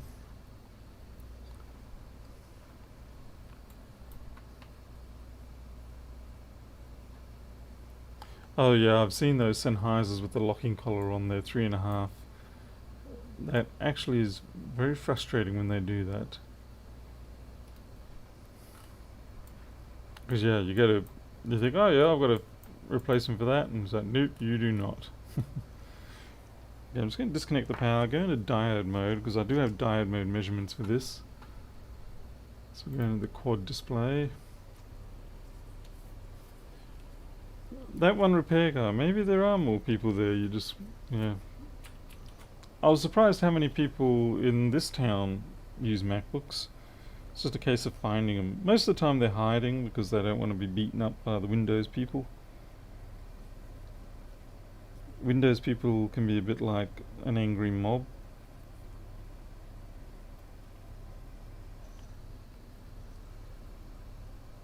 Hey Nelson, okay, so we've got 0.09 up here with a piece of fluff, and that's pretty close. 420. It's close. Open line. Yep. 2.9. Okay, that's high. Yep. 5. Yep. That really actually should be listed as an OL. Not many meters go beyond 1.6, yep. 1.8, yep. 102. They're all measuring good there for the inputs, okay. So what we'll do is we'll go back to voltage mode and see which one we're not getting.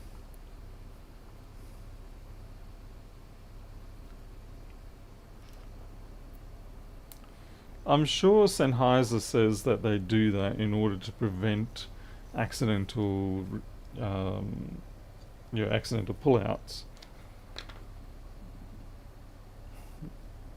But it also is convenient for them. Okay.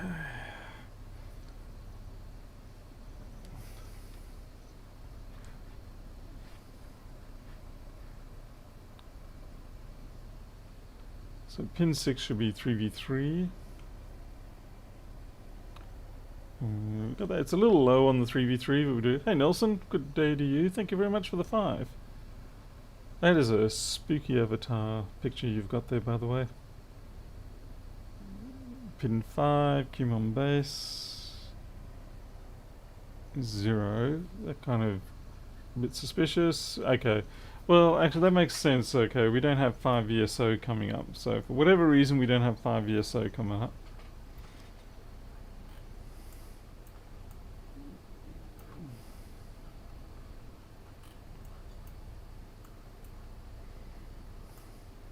Does this mean we don't have PM Sleep S4L? I can't believe it. I actually just forgot to check the whole PM Sleep S4L. Okay, missing PM Sleep S4L sequence.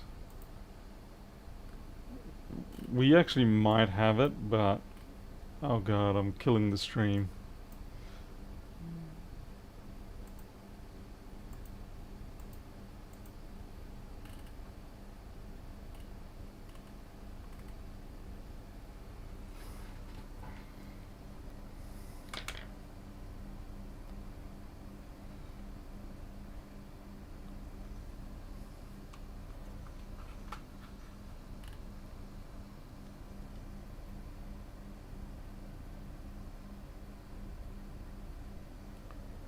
Yeah, we're missing PM Sleep S4L. Alright, let's go on the hunt.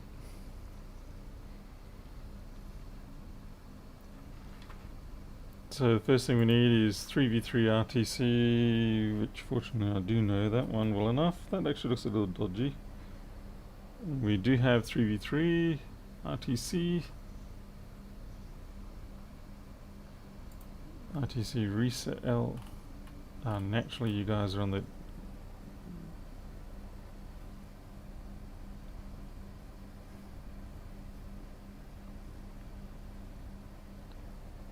Yep.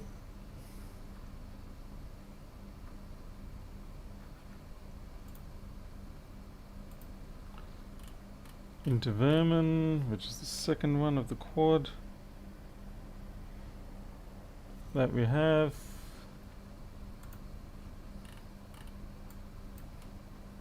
And then we've got a test point here.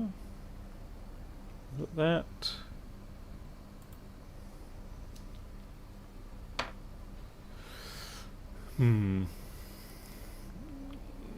Okay, in order to... I've really got to make it so my software does this better.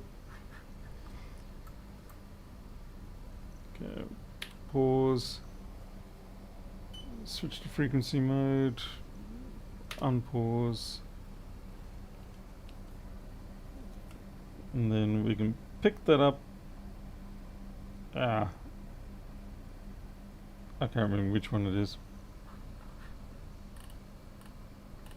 Bottom one, right. There we go. And we do indeed have 32 kilohertz.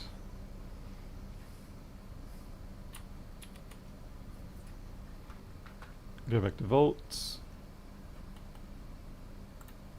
3v3 S5. Let's see, that's this one here. We have 3v3s5.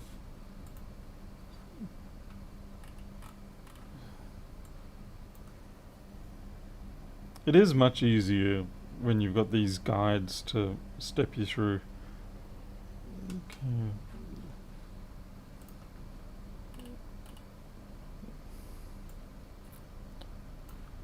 Yeah, 3v3. I always forget that 3v3 sus is on the BIOS for some reason. Okay, we've got that.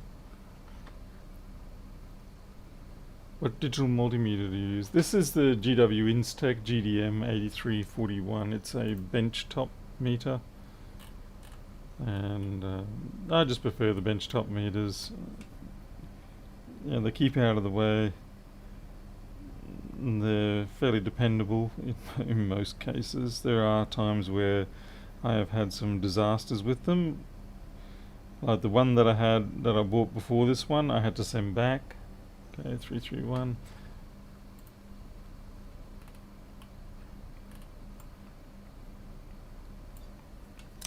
Because it... crap, where am I?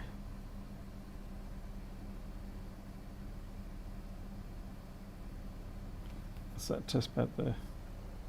Got that too. Wow, we're down to power button only now. That's scary. This is bad when you get to the end of the test list and you still haven't found it.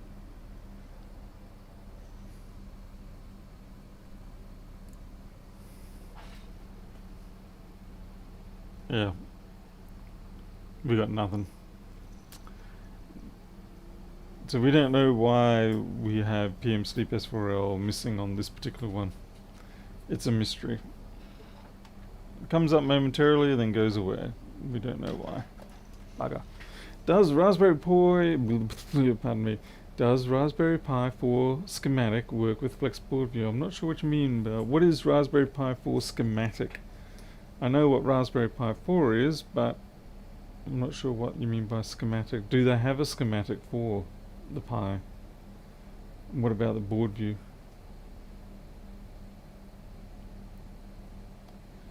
Dead PCH.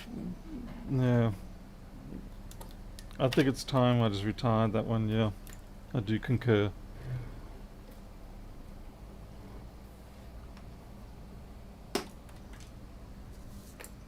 It's time to put it in the bin.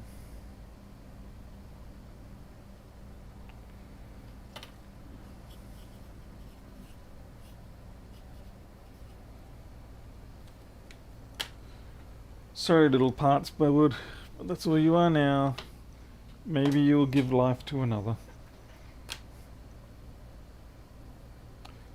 That one's a busted PCH. That's obvious as day. A Turtle Boy Gamer. TMD. TMD means too much damage. Let us reevaluate that. Because it might be... it's a 3437. Filthy 3437. But it is a 1.78 gig. Ooh. So it's a high spec board. But it has what I consider to be too much damage potentially. So let's have a look, reevaluate, and see what our mood is.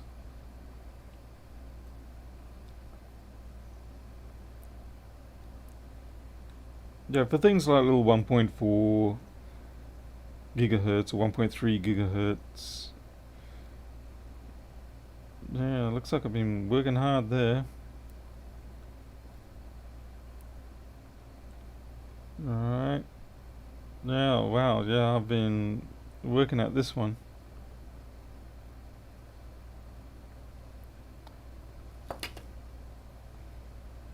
Might be a case if I can just use the RAM for something else. When was this? 2021-04, so almost a year ago I looked at this.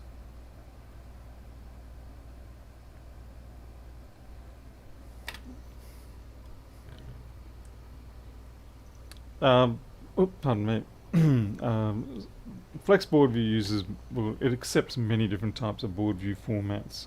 There's the Landrax format, there's the GenCAD format. If they've got the Pi in something that KiCad or whatever can read, then you can export to GenCAD and Flex Board View will read that.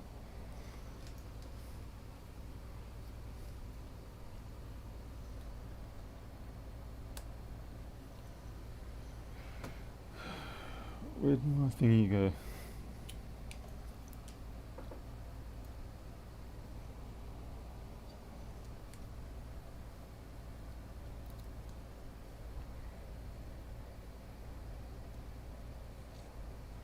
Alright, so this thing runs, but I think the problem is that I don't want to... Oops.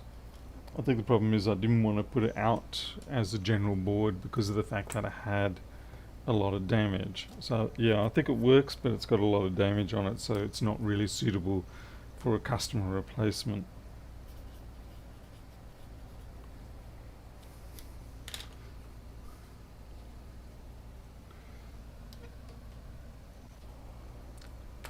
Because the damage level is such that you may yeah, it's just the sort of thing where, you know, if you send it out, chances are 90% chance within 3 months it's going to come back at you. You can read GenCAD. Yes, you can read GenCAD and Flex Board View. Make sure you get 1410. It should do a reasonable. There may be some rendering issues, but yeah, if there are, just send me a copy of your KiCad file, your GenCAD file, and I can have a look. Is this going to be a fake Buddha? You're going to drop down soon, aren't you? Yep, there you go. And come back up. Come on. Come on. Come back up. Yeah, you're a fake Buddha. Okay, that's the classic 165 issue. Fake Buddha. Which is likely CPU related, but I'm keeping these boards because one day when I get around to actually being able to swap CPUs, I want to take a CPU from a known good working 165 and put it onto one of these looping boards and see what happens. Most likely the looping will follow the CPU, but if it does not, then that does open interesting possibilities. Okay, this is a donor board again, too much damage on this one. And it's a 3437, so there's really not much point. It's, yeah, it functions, but it's got too much trash on it.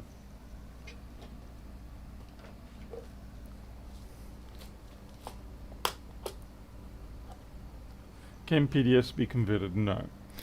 PDFs do not contain the right kind of information in order to be able to be converted to board views. PDFs are basically just great big vector art files for the most part. There is some bitmap stuff in there, but for the most part they're vector art. And there's no, it's, well, not even vector art. In many ways it's like a mosaic. Like if someone wanted to commit a crime and send a letter, and they use the little cutouts of magazines, that's pretty much how your PDFs are. So there's no inter-object relationship established anywhere. So yeah, sadly I'm just putting that 3437 into the parts bin. There's just no point.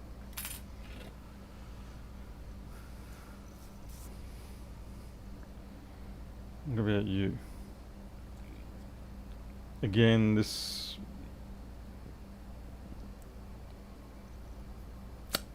another 1.44.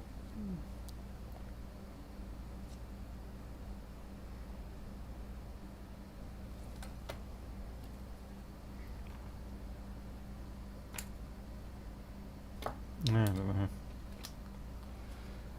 Fixed and needs testing. Cool.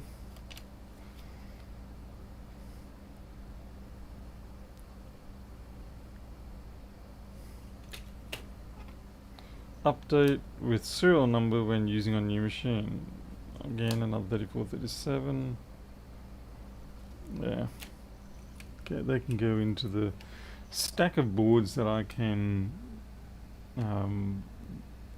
call on. So,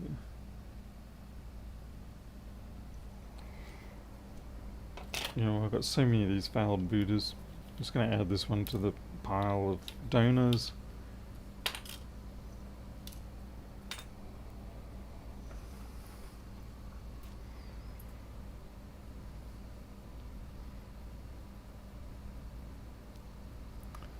Yeah, Matthew, Barilla, I'd be curious to see how you go. But yeah, if you could, I'm pretty sure KiCad will export out to GenCAD. Donor, at least these donors actually have SMCs on them, so you know, it is advantageous for me to add those particular ones to the stack. Okay, come on.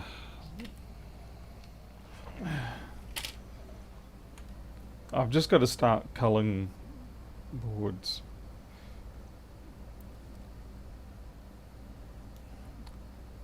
This is a TMD.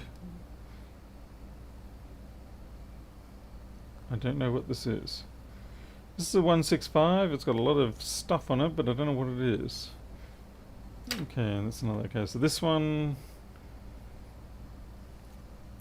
TMD. So yeah, it's going to be added to the donor pile, and it. Oh, it's a 165 though, Paul. The 165. That's TMD. I don't know if I want to give that up.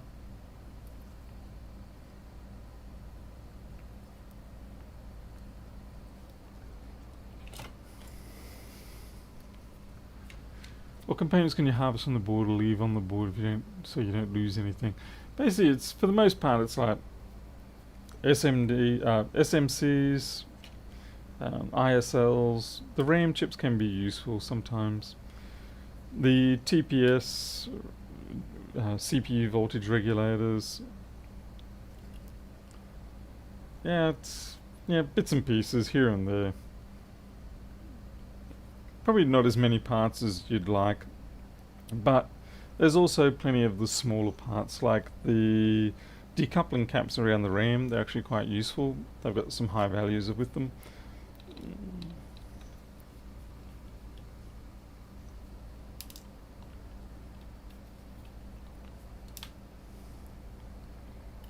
Yep. Paul's got a whole heap of. What's this one?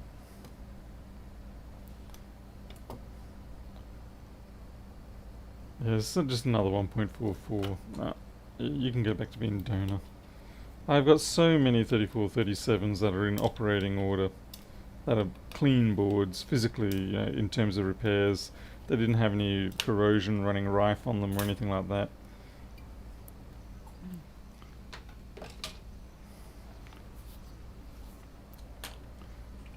This is just my little 1466 stash of bits and pieces that I've stripped. Okay, this is the mystery board of the day, so let's have a look at that one. Let's see if we get any sort of activity out of it, or whether it looks like I've been doing some sort of short locating. Sometimes you hope that your former self was a bit stupid and missed something obvious.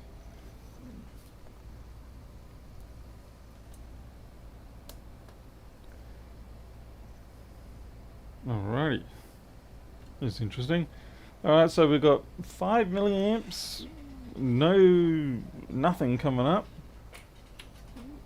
Let's have a looky-loo.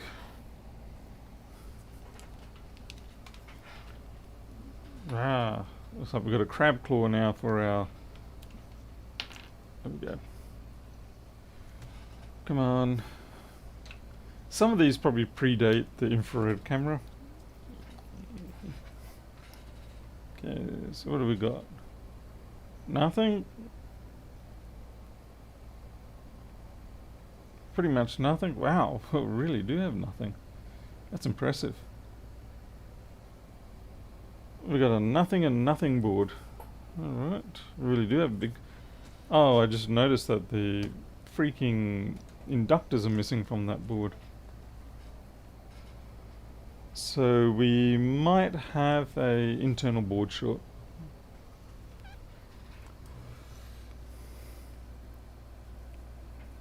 Yeah, looks like someone kind of went crazy with the flux. Yanked off everything that he could find. That's some serious rage going on there. Yeah, so you can see those bits that are all missing. What was I doing?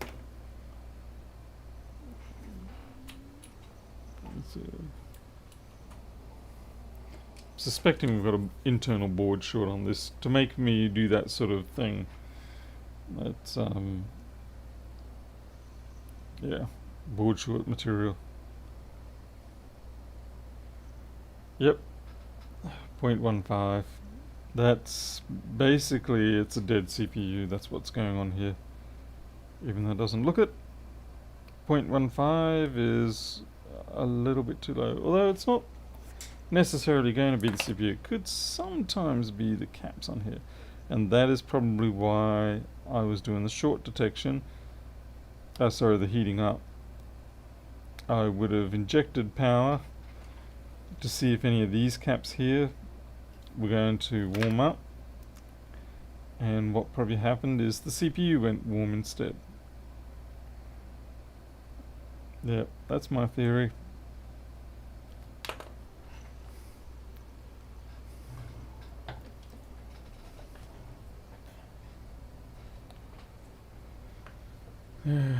Yeah, let's give it a shot. Let's just double check our theory. We can try some extra voltage.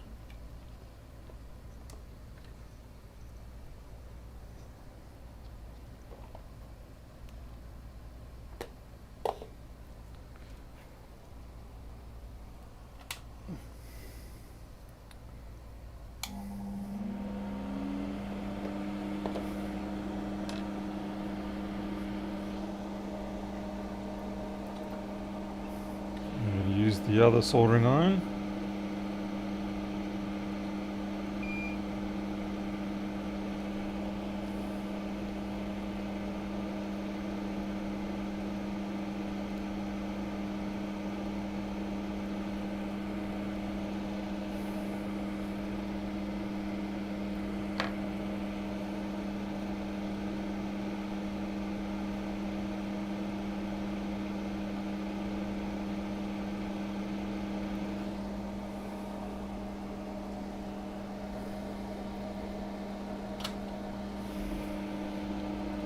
We're going to need that.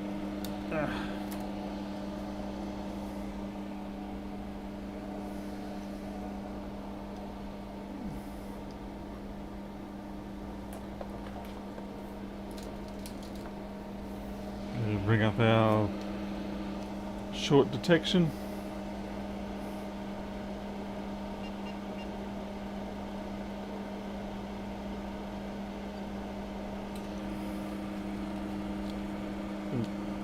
Yeah, we're going to try fry the CPU.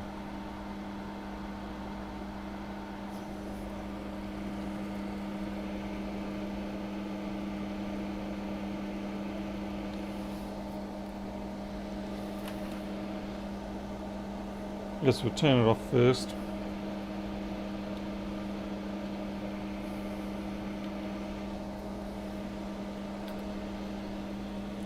We'll keep the fan running just in case. Hey B-Dog. Alright, see how this goes. And we've got 5 amps, 0.7 volts. We're actually not going to get anything better than that because that's the limit of the compliance. And what I mean by that is that it's putting 5 amps into there already.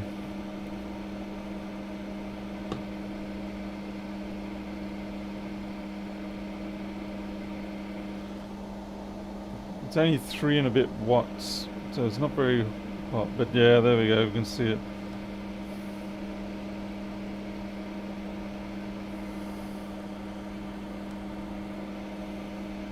But unfortunately that means we actually can't get an explosive effect because we are legitimately, it's 5 amps, that's as hard as I can go. It doesn't matter if you push the voltage up.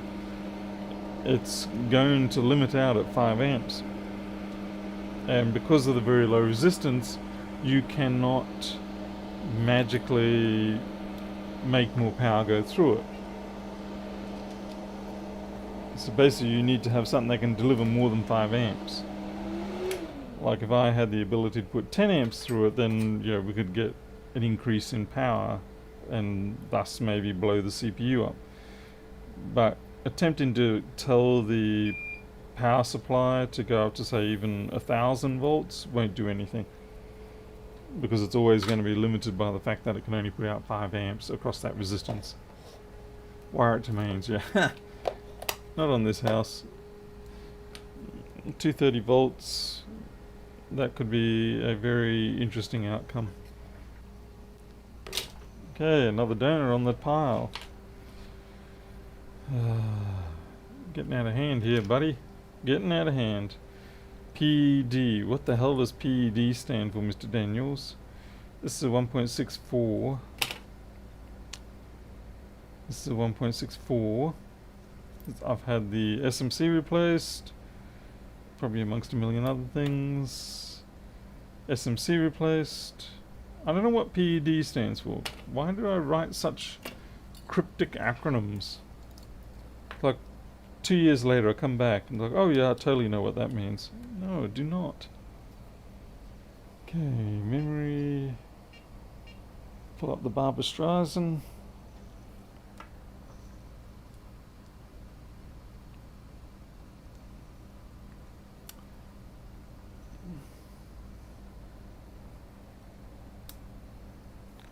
Yeah, that helps. Okay, power energized. Probably possible something something.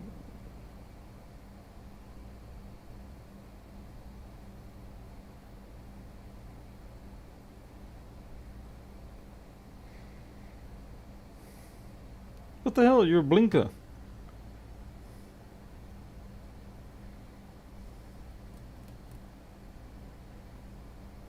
It works. Oh, how freaking boring is that? PED. I wish I knew what it meant to me.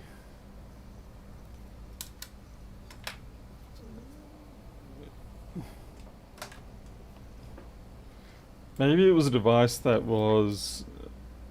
sometimes when you get a customer device come back and they've got a problem, it doesn't work reliably or something, and rather than put it through, think you fixed it and put it back into the customer's machine, like I did the other day, when I didn't want to come back to a dead machine in 3 months.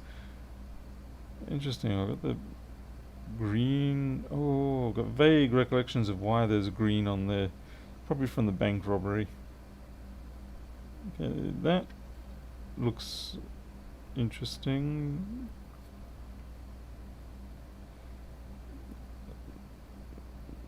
Yeah, there's a lot of dubious bits around here.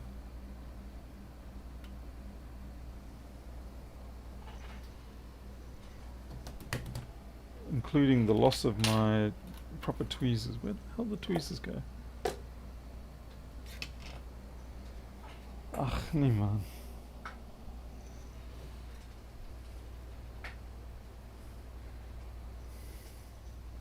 Seriously? Tweezers? Hello? Son of a guns.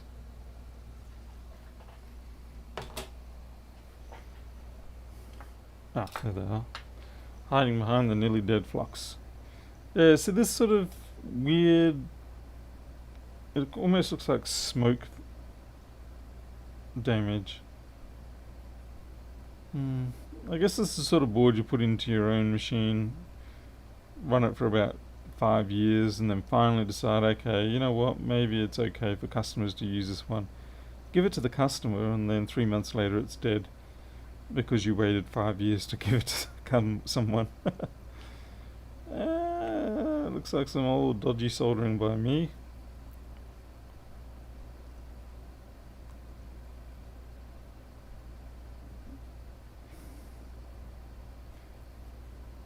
some reason I heated up this area.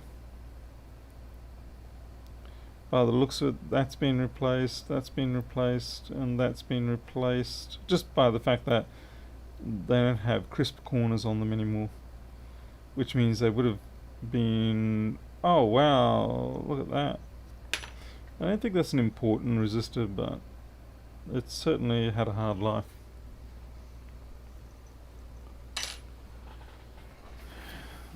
Hey Travis.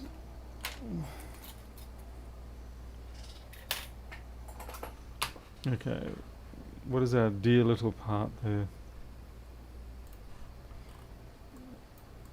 For some reason that, I do remember that resistor has a habit of being destroyed. 1V05, okay. And it goes off to SO, PCH, VCCA, phase lock loop, something. So it's 0 ohm. Which is probably why it doesn't... Why it can look terrible but not actually cause problems.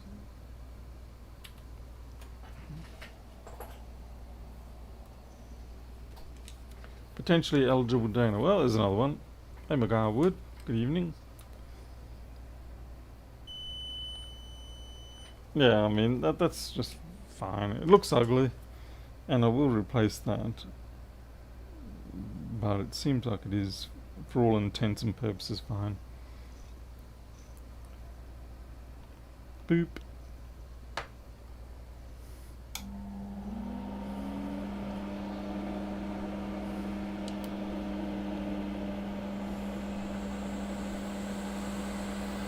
I should just replace it with a blob. I mean, it's 0 ohm.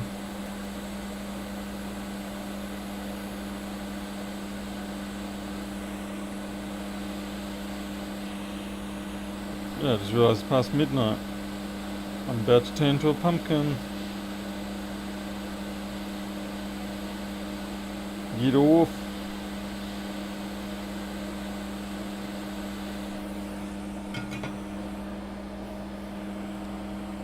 I was a wee tad reluctant to get off. Okay, we're going to be naughty and use the big chisel. Because the big chisel has a lot more thermal transfer capability compared to the dinky little knife that I have.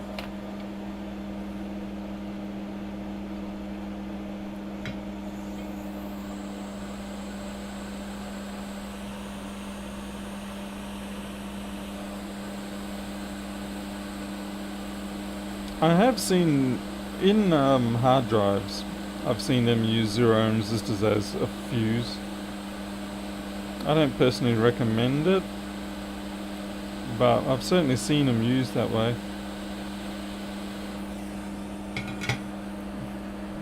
I mean, even though they say 0 ohms, yeah, there's obviously some resistance in them, and yeah, whether it's 10 milliohms or something like that, but yeah.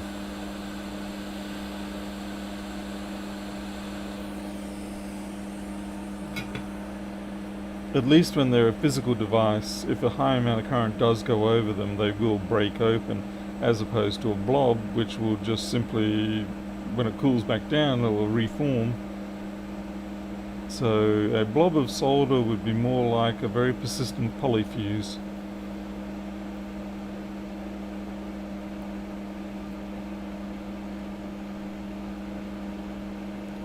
Yeah, I can't get over what this weird smoking... It's almost like, actually I would say that's more like corrosive sort of effects coming in somewhere.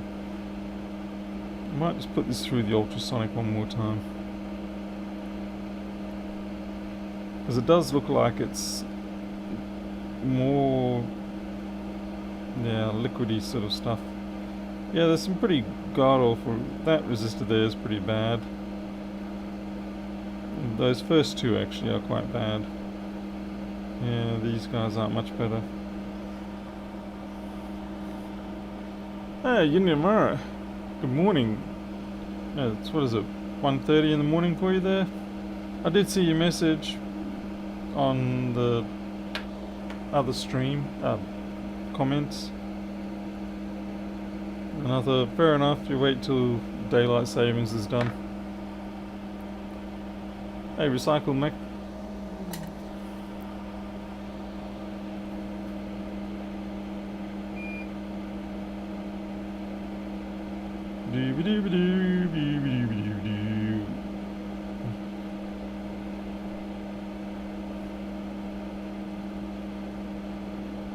How to make resistors look beautiful again. And then you got to tell them, oh, you look beautiful, little resistors, and they'll work for you.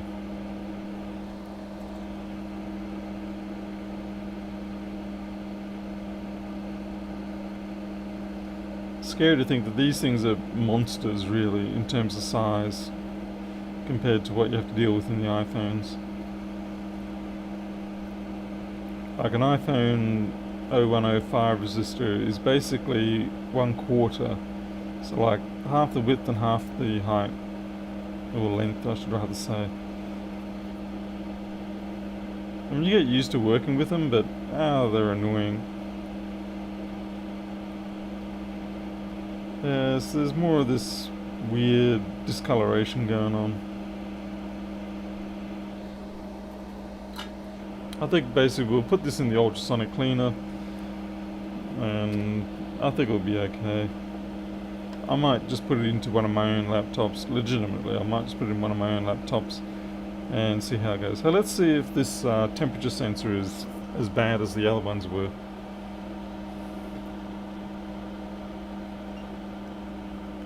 See ya, DJ. Because remember the other night when we were just trying to get this temperature sensor exposed and it just sort of knocked right off without us pushing it all. You see that one there? That can take a fair bit of force. That's not coming off. Whereas those other ones, they just came clean off. A bit of corrosion damage there. And looks like I've cleaned up the 342 here. Okay, we've got something missing up here. It's not super important, but we'll take the opportunity to fix that up.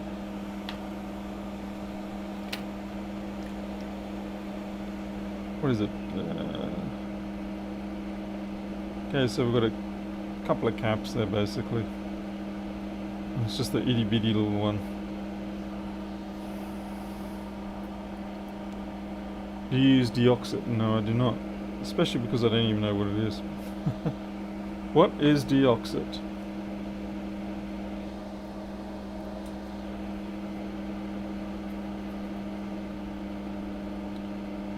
Is that like some sort of rust removal or such? See you later, Dion, Yindi. Hopefully you get some sleep now. Hopefully I've bored you enough that you fall asleep. Consider it my gift.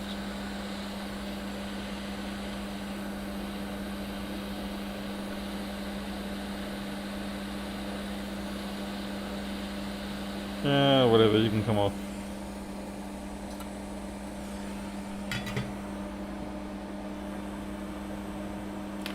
So contact clean dissolves and oxidized sulfides of falling on metal surfaces. Oh, right, well, can't say I do.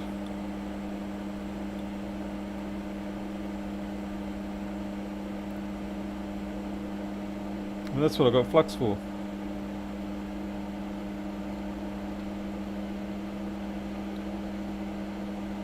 Can you get it in a non-spray form, as in, just something you can brush on or use a toothpick with? Because toothpick's about what you do.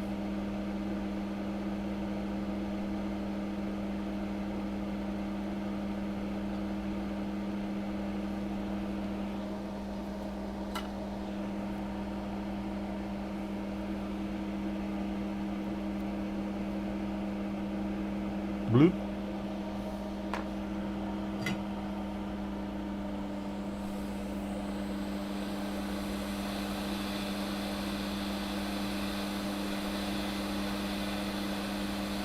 Just wait for one of these to crack from the heat. I actually hate it when these tantalums crack, because they always release something noxious, and I worry that I accidentally breathe it in even though the extractor's going.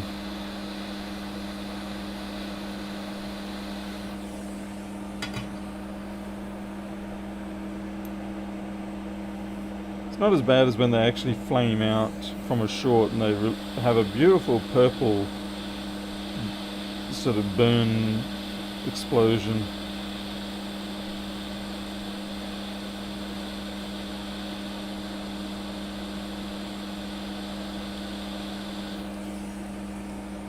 That was more of a struggle than I wanted.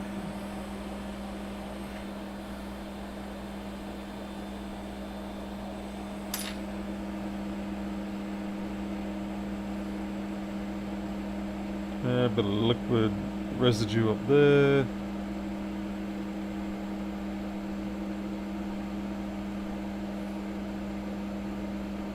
Wow, that backlight looks gnarly. That reminds me, I do have a board around here where we had a backlight failure and I never got around to fixing that.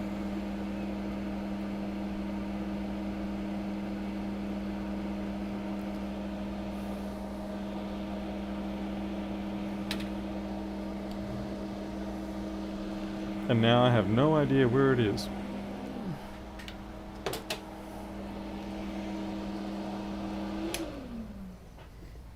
Okay, let's see what we can do with this, just to see what its behavior is like.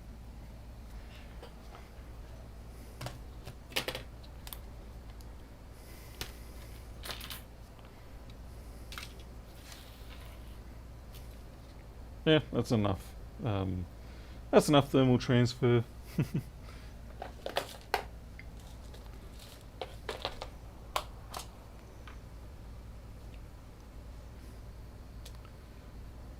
I think if this gets up and running, we'll have to call it a night.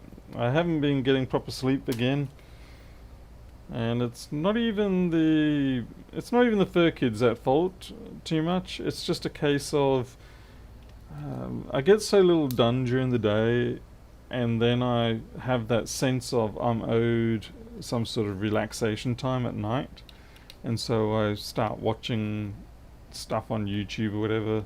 Lately I've been watching, I think it's the Fat Emu or something like that. It's the guy who does the toxicology presentations from the emergency department. And funnily enough, yeah, it doesn't trigger my anxiety, so I'm very happy about that. I find it all very intriguing, which is fun because when I was a kid I used to love watching medical shows like on the domestic ABC, which is a government broadcasting station. They would have every week this surgery show, and it was all very detailed. And I'd sit there and I'd just watch that and watch it and watch it, and I had all my medical books and everything like that. But yeah, then I sort of ended up not quite doing that. And it got to the point where, you know, the anxiety in life in general, I couldn't even be around certain words. I didn't want to see certain words or hear certain words. But yeah, so I think it's called the Fat Emu, Chubby Emu, thank you, yes. Heme Review, yeah. I always know there's someone who's also watching what I'm watching.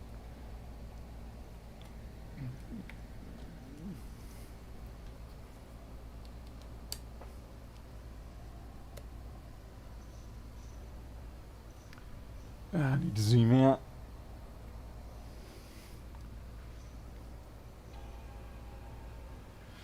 Now do surgery on MacBooks. Yeah.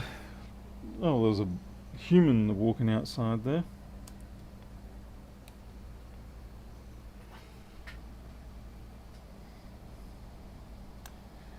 I would say though that human surgery and just everything humans is, I would say, a factor more difficult than computers.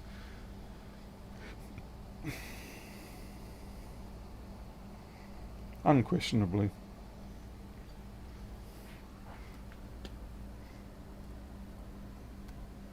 Well, clearly this has backlight and it's running very promptly.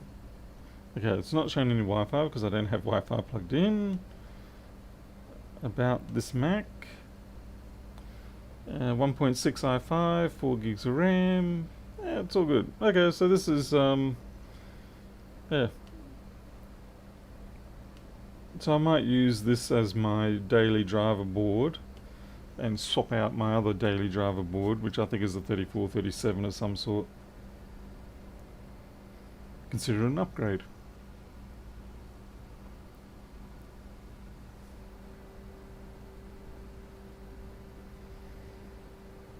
Come on, come on, come on, come on, finish. Fini.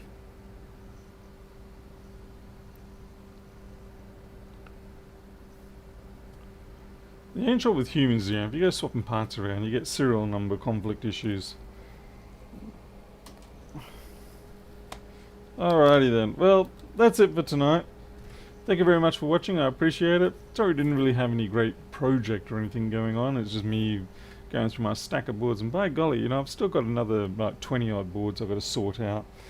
I suppose the thing is with these boards is that I tend to do them on demand, like when I need to have another 165 or another 34, whatever. I then go scrounging for the board. But it'd be nice if I sort of got ahead of that a little bit, which I sort of have tonight. But who knows what PED stands for? I don't know. Anyway, I appreciate that you're here. Thanks for sticking around and chatting to me. Keep me entertained. I appreciate it. And I gotta stop saying I appreciate it because I appreciate it because I appreciate it. Yes. Alright. I'll see you all maybe tomorrow. Who knows what the mailman might bring? Could be something interesting. Maybe something that doesn't die as quick as the dreaded 820-01700 board. Thank you all for being here. I'll catch you later.